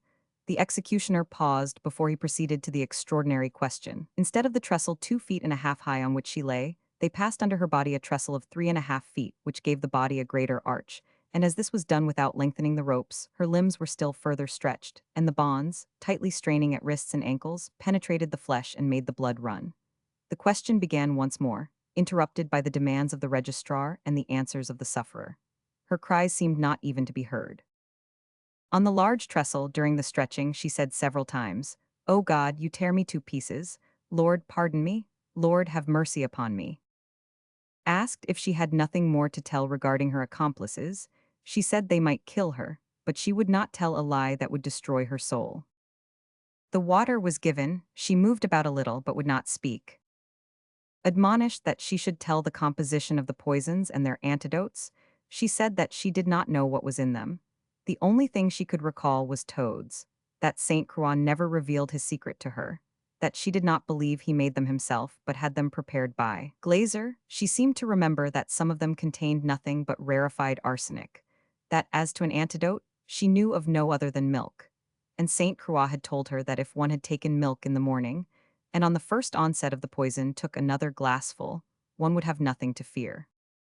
Admonished to say if she could add anything further, she said she had now told everything, and if they killed her, they could not extract anything more.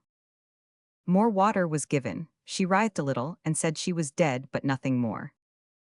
More water was given, she writhed more violently but would say no more.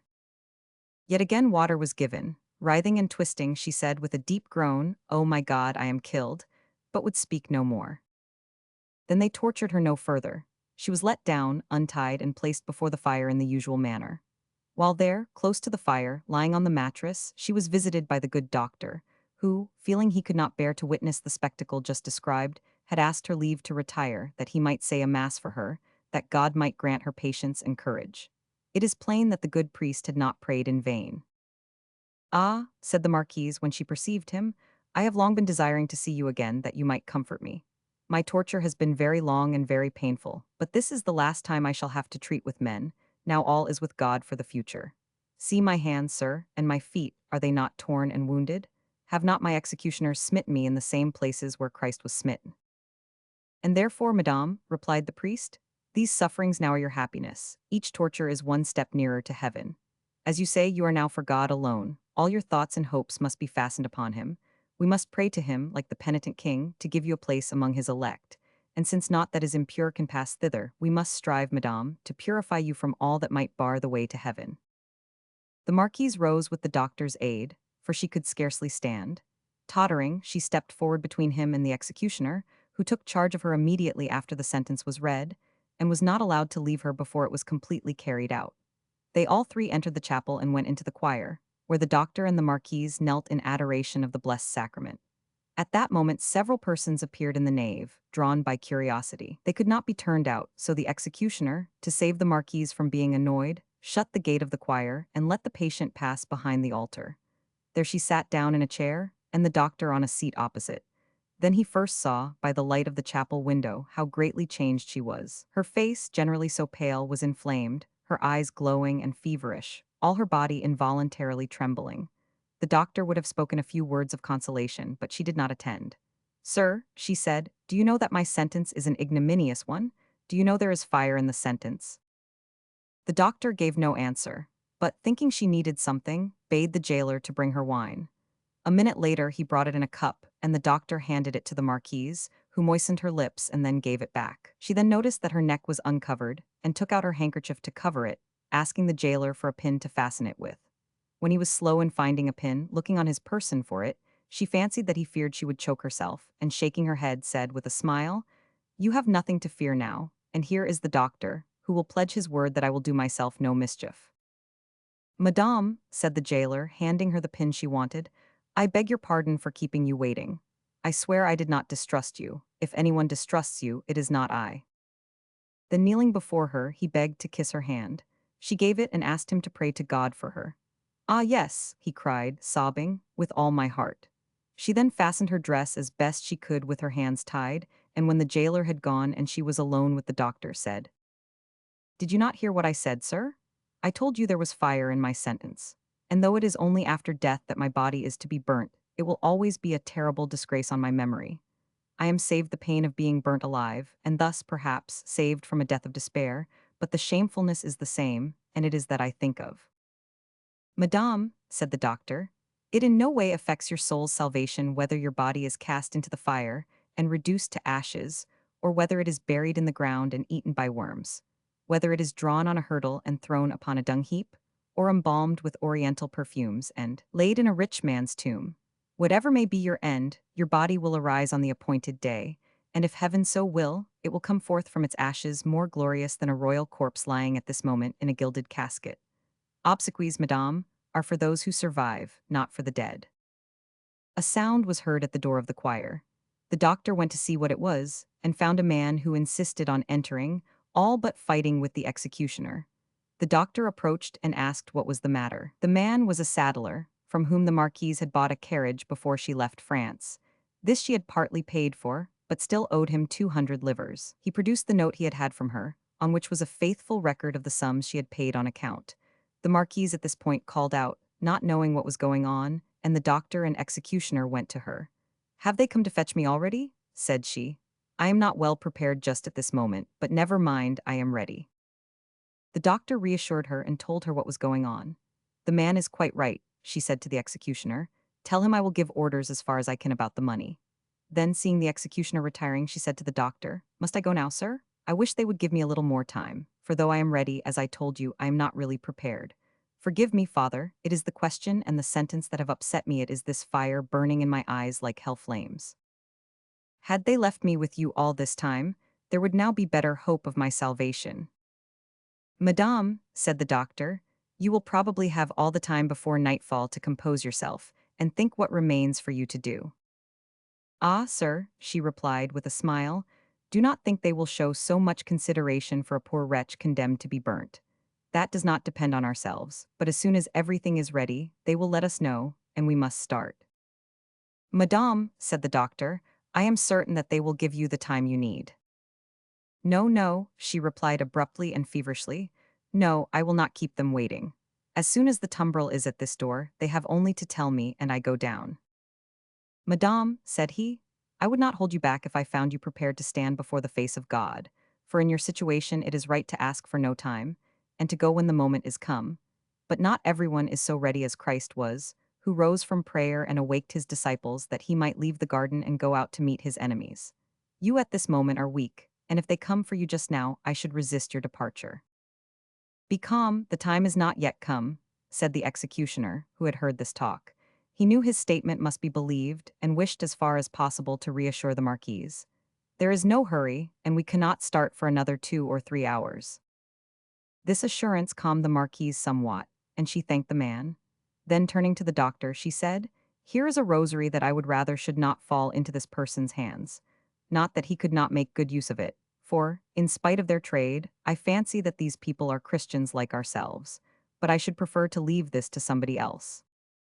"Madame," said the doctor, "if you will tell me your wishes in this matter, I will see that they are carried out." "Alas," she said, "there is no one but my sister, and I fear lest she, remembering my crime towards her, may be too horrified to touch anything that belonged to me.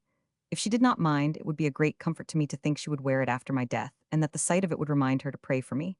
But after what has passed, the rosary could hardly fail to revive an odious recollection. My God, I am desperately wicked. Can it be that you will pardon me?" "Madame," replied the doctor, "I think you are mistaken about Emile d'Aubray. You may see by her letter what are her feelings towards you, and you must pray with this rosary up to the very end. Let not your prayers be interrupted or distracted, for no guilty penitent must cease from prayer. And I, madame, will engage to deliver the rosary where it will be gladly received." And the Marquise, who had been constantly distracted since the morning, was now, thanks to the patient goodness of the doctor, able to return with her former fervor to her prayers. She prayed till 7 o'clock. As the clock struck, the executioner without a word came and stood before her. She saw that her moment had come, and said to the doctor, grasping his arm, "A little longer, just a few moments, I entreat." Madame, said the doctor, rising, we will now adore the divine blood of the sacrament, praying that you may be thus cleansed from all soil and sin that may be still in your heart. Thus shall you gain the respite you desire.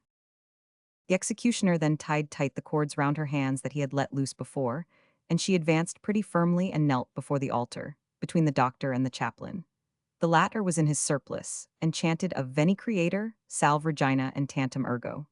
These prayers over, he pronounced the blessing of the Holy Sacrament, while the Marquise knelt with her face upon the ground. The executioner then went forward to get ready a shirt, and she made her exit from the chapel, supported on the left by the doctor's arm, on the right by the executioner's assistant. Thus proceeding, she first felt embarrassment and confusion. 10 or 12 people were waiting outside, and as she suddenly confronted them, she made a step backward, and with her hands, bound though they were, pulled the headdress down to cover half her face. She passed through a small door which was closed behind her, and then found herself between the two doors alone, with the doctor and the executioner's man. Here the rosary, in consequence of her violent movement to cover her face, came undone, and several beads fell on the floor. She went on, however, without observing this. But the doctor stopped her, and he and the man stooped down and picked up all the beads, which they put into her hand. Thanking them humbly for this attention, she said to the man, Sir, I know I have now no worldly possessions, that all I have upon me belongs to you, and I may not give anything away without your consent. But I ask you kindly to allow me to give this chaplet to the doctor before I die. You will not be much the loser, for it is of no value, and I am giving it to him for my sister. Kindly let me do this. Madame, said the man, it is the custom for us to get all the property of the condemned, but you are mistress of all you have, and if the thing were of the very greatest value, you might dispose of it as you pleased. The doctor, whose arm she held, felt her shiver at this gallantry, which for her, with her natural haughty disposition, must have been the worst humiliation imaginable. But the movement was restrained, and her face gave no sign. She now came to the porch of the conciergerie, between the court and the first door, and there she was made to sit down, so as to be put into the right condition for making the amende honorable. Each step brought her nearer to the scaffold, and so did each incident cause her more uneasiness. Now she turned round desperately, and perceived the executioner holding a shirt in his hand. The door of the vestibule opened, and about 50 people came in, among them the Countess of Soissons, Madame du Refuge Emile, de Scudery M. de Roquelaure, and the Abbe de Chimay. At the sight the Marquise reddened with shame, and turning to the doctor, said, Is this man to strip me again, as he did in the question chamber? All these preparations are very cruel, and in spite of myself, they divert my thoughts from God. Low as her voice was, the executioner heard and reassured her, saying that they would take nothing off, only putting the shirt over her other clothes. He then approached, and the Marquise, unable to speak to the doctor with a man on each side of her, showed him by her looks how deeply she felt the ignominy of her situation. Then, when the shirt had been put on, for which operation her hands had to be untied, the man raised the headdress which she had pulled down and tied it round her neck, then fastened her hands together with one rope and put another round her waist, and yet another round her neck. Then, kneeling before her, he took off her shoes and stockings. Then she stretched out her hands to the doctor. "Oh, sir," she cried, "in God's name, you see what they have done to me. Come and comfort me." The doctor came at once, supporting her head upon his breast, trying to comfort her.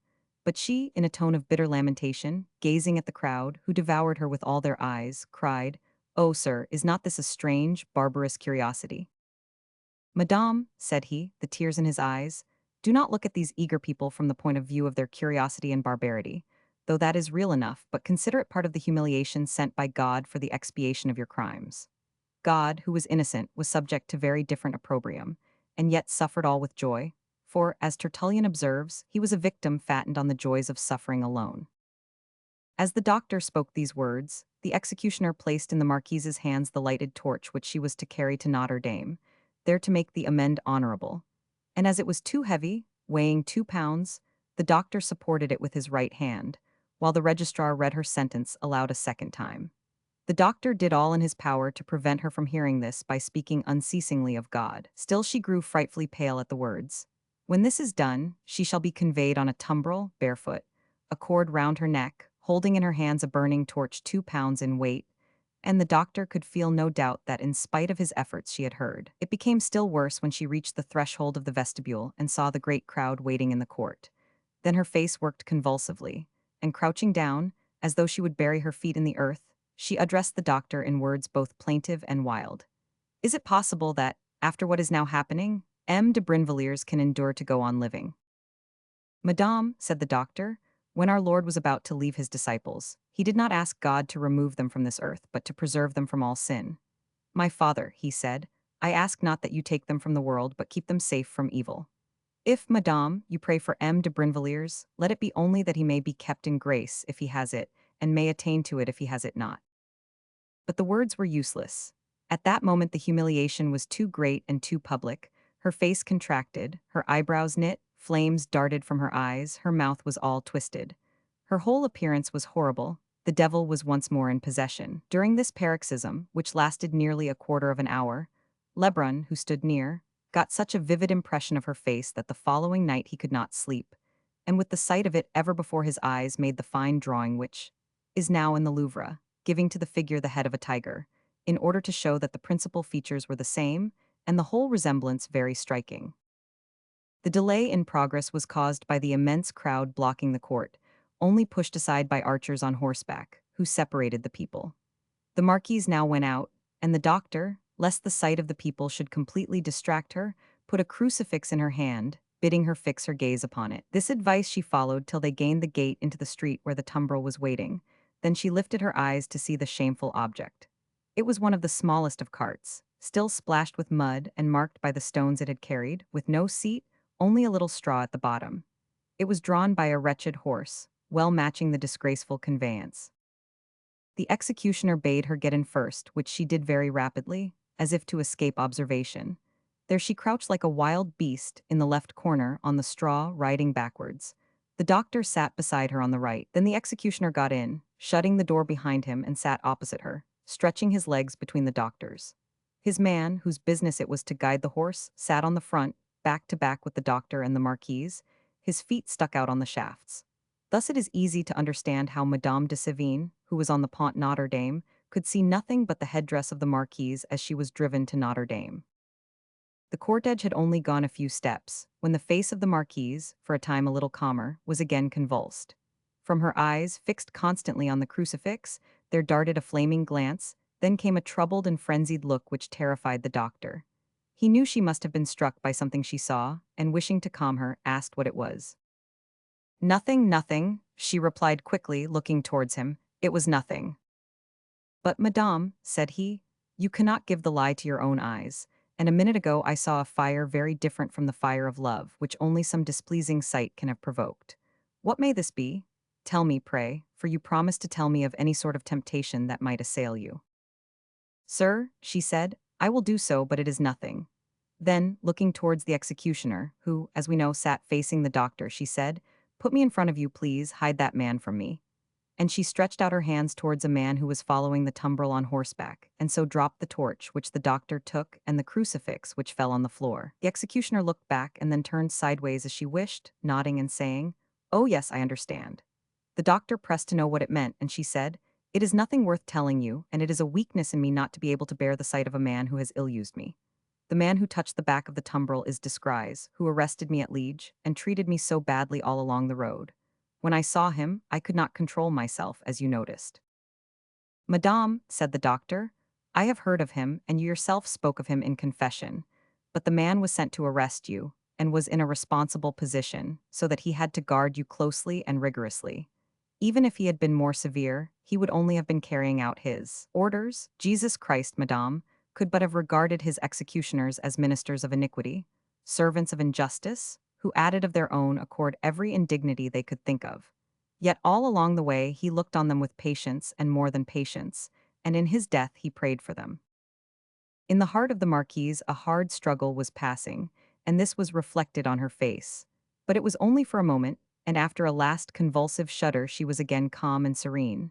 Then she said, Sir, you are right, and I am very wrong to feel such a fancy as this. May God forgive me, and pray remember this fault on the scaffold, when you give me the absolution you promise, that this too may be pardoned me. Then she turned to the executioner and said, Please sit where you were before, that I may see M. Descries.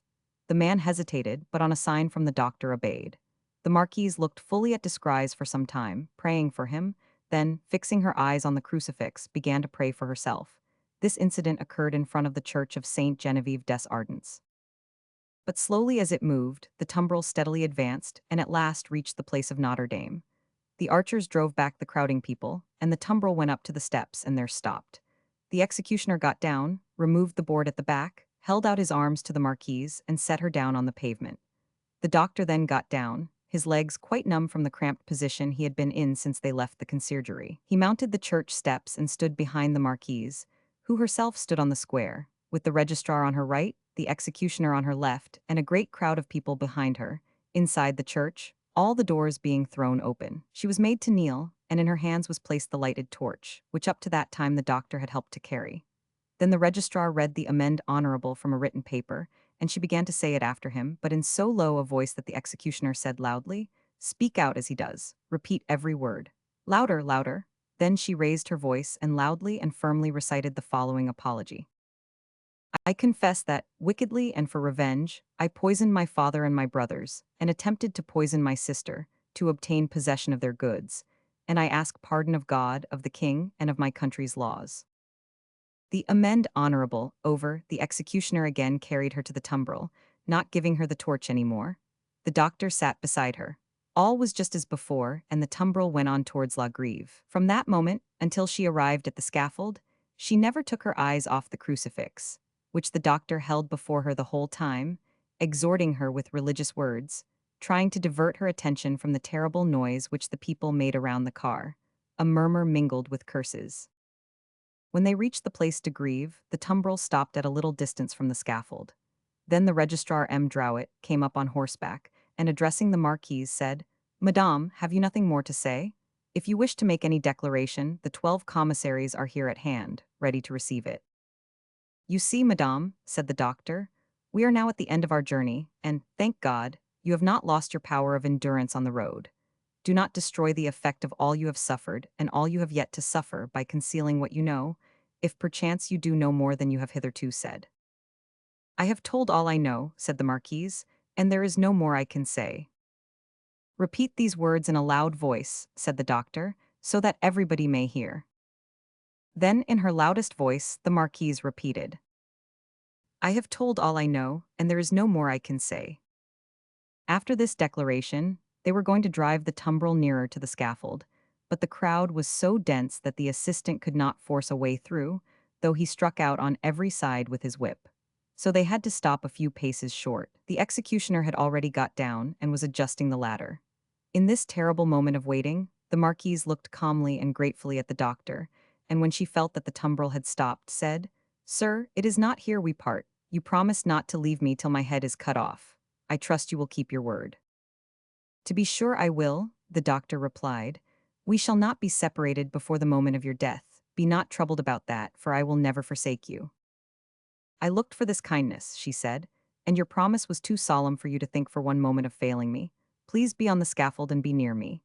And now, sir, I would anticipate the final farewell, for all the things I shall have to do on the scaffold may distract me. So let me thank you here. If I am prepared to suffer the sentence of my earthly judge, and to hear that of my heavenly judge, I owe it to your care for me, and I am deeply grateful. I can only ask your forgiveness for the trouble I have given you."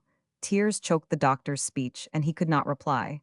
"Do you not forgive me?" she repeated. At her words, the doctor tried to reassure her, but feeling that if he opened his mouth he must needs break into sobs, he still kept silent. The marquise appealed to him a third time. "I entreat you, sir, forgive me, and do not regret the time you have passed with me. You will say a de profundis at the moment of my death, and a mass far me tomorrow. Will you not promise?" "Yes, madame," said the doctor in a choking voice. "Yes, yes, be calm, and I will do all you bid me." The executioner hereupon removed the board and helped the marquise out of the tumbril, and as they advanced the few steps towards the scaffold, and all eyes were upon them, the doctor could hide his tears for a moment without being observed. As he was drying his eyes, the assistant gave him his hand to help him down. Meanwhile, the marquise was mounting the ladder with the executioner, and when they reached the platform, he told her to kneel down in front of a block which lay across it. Then the doctor, who had mounted with a step less firm than hers, came and knelt beside her, but turned in the other direction so that he might whisper in her ear. That is, the marquise faced the river, and the doctor faced the Hotel de Ville. Scarcely had they taken their place thus when the man took down her hair and began cutting it at the back and at the sides, making her turn her head this way, and that, at times rather roughly. But though this ghastly toilet lasted almost half an hour, she made no complaint, nor gave any sign of pain but her silent tears. When her hair was cut, he tore open the top of the shirt, so as to uncover the shoulders, and finally bandaged her eyes, and lifting her face by the chin, ordered her to hold her head erect. She obeyed, unresisting, all the time listening to the doctor's words and repeating them from time to time when they seemed suitable to her own condition. Meanwhile, at the back of the scaffold, on which the stake was placed, stood the executioner, glancing now and again at the folds of his cloak, where there showed the hilt of a long, straight saber, which he had carefully concealed for fear Madame de Brinvilliers might see it when she mounted the scaffold. When the doctor, having pronounced absolution, turned his head and saw that the man was not yet armed, he uttered these prayers, which she repeated after him. Jesus, son of David and Mary, have mercy upon me. Mary, daughter of David and mother of Jesus, pray for me. My God, I abandon my body, which is but dust, that men may burn it and do with it what they please in the firm faith that it shall one day arise and be reunited with my soul. I trouble not concerning my body. Grant, O God, that I yield up to thee my soul, that it may enter into thy rest. Receive it into thy bosom, that it may dwell once more there whence it first descended. From thee it came, to thee returns, thou art the source and the beginning. Be thou, O God, the center and the end.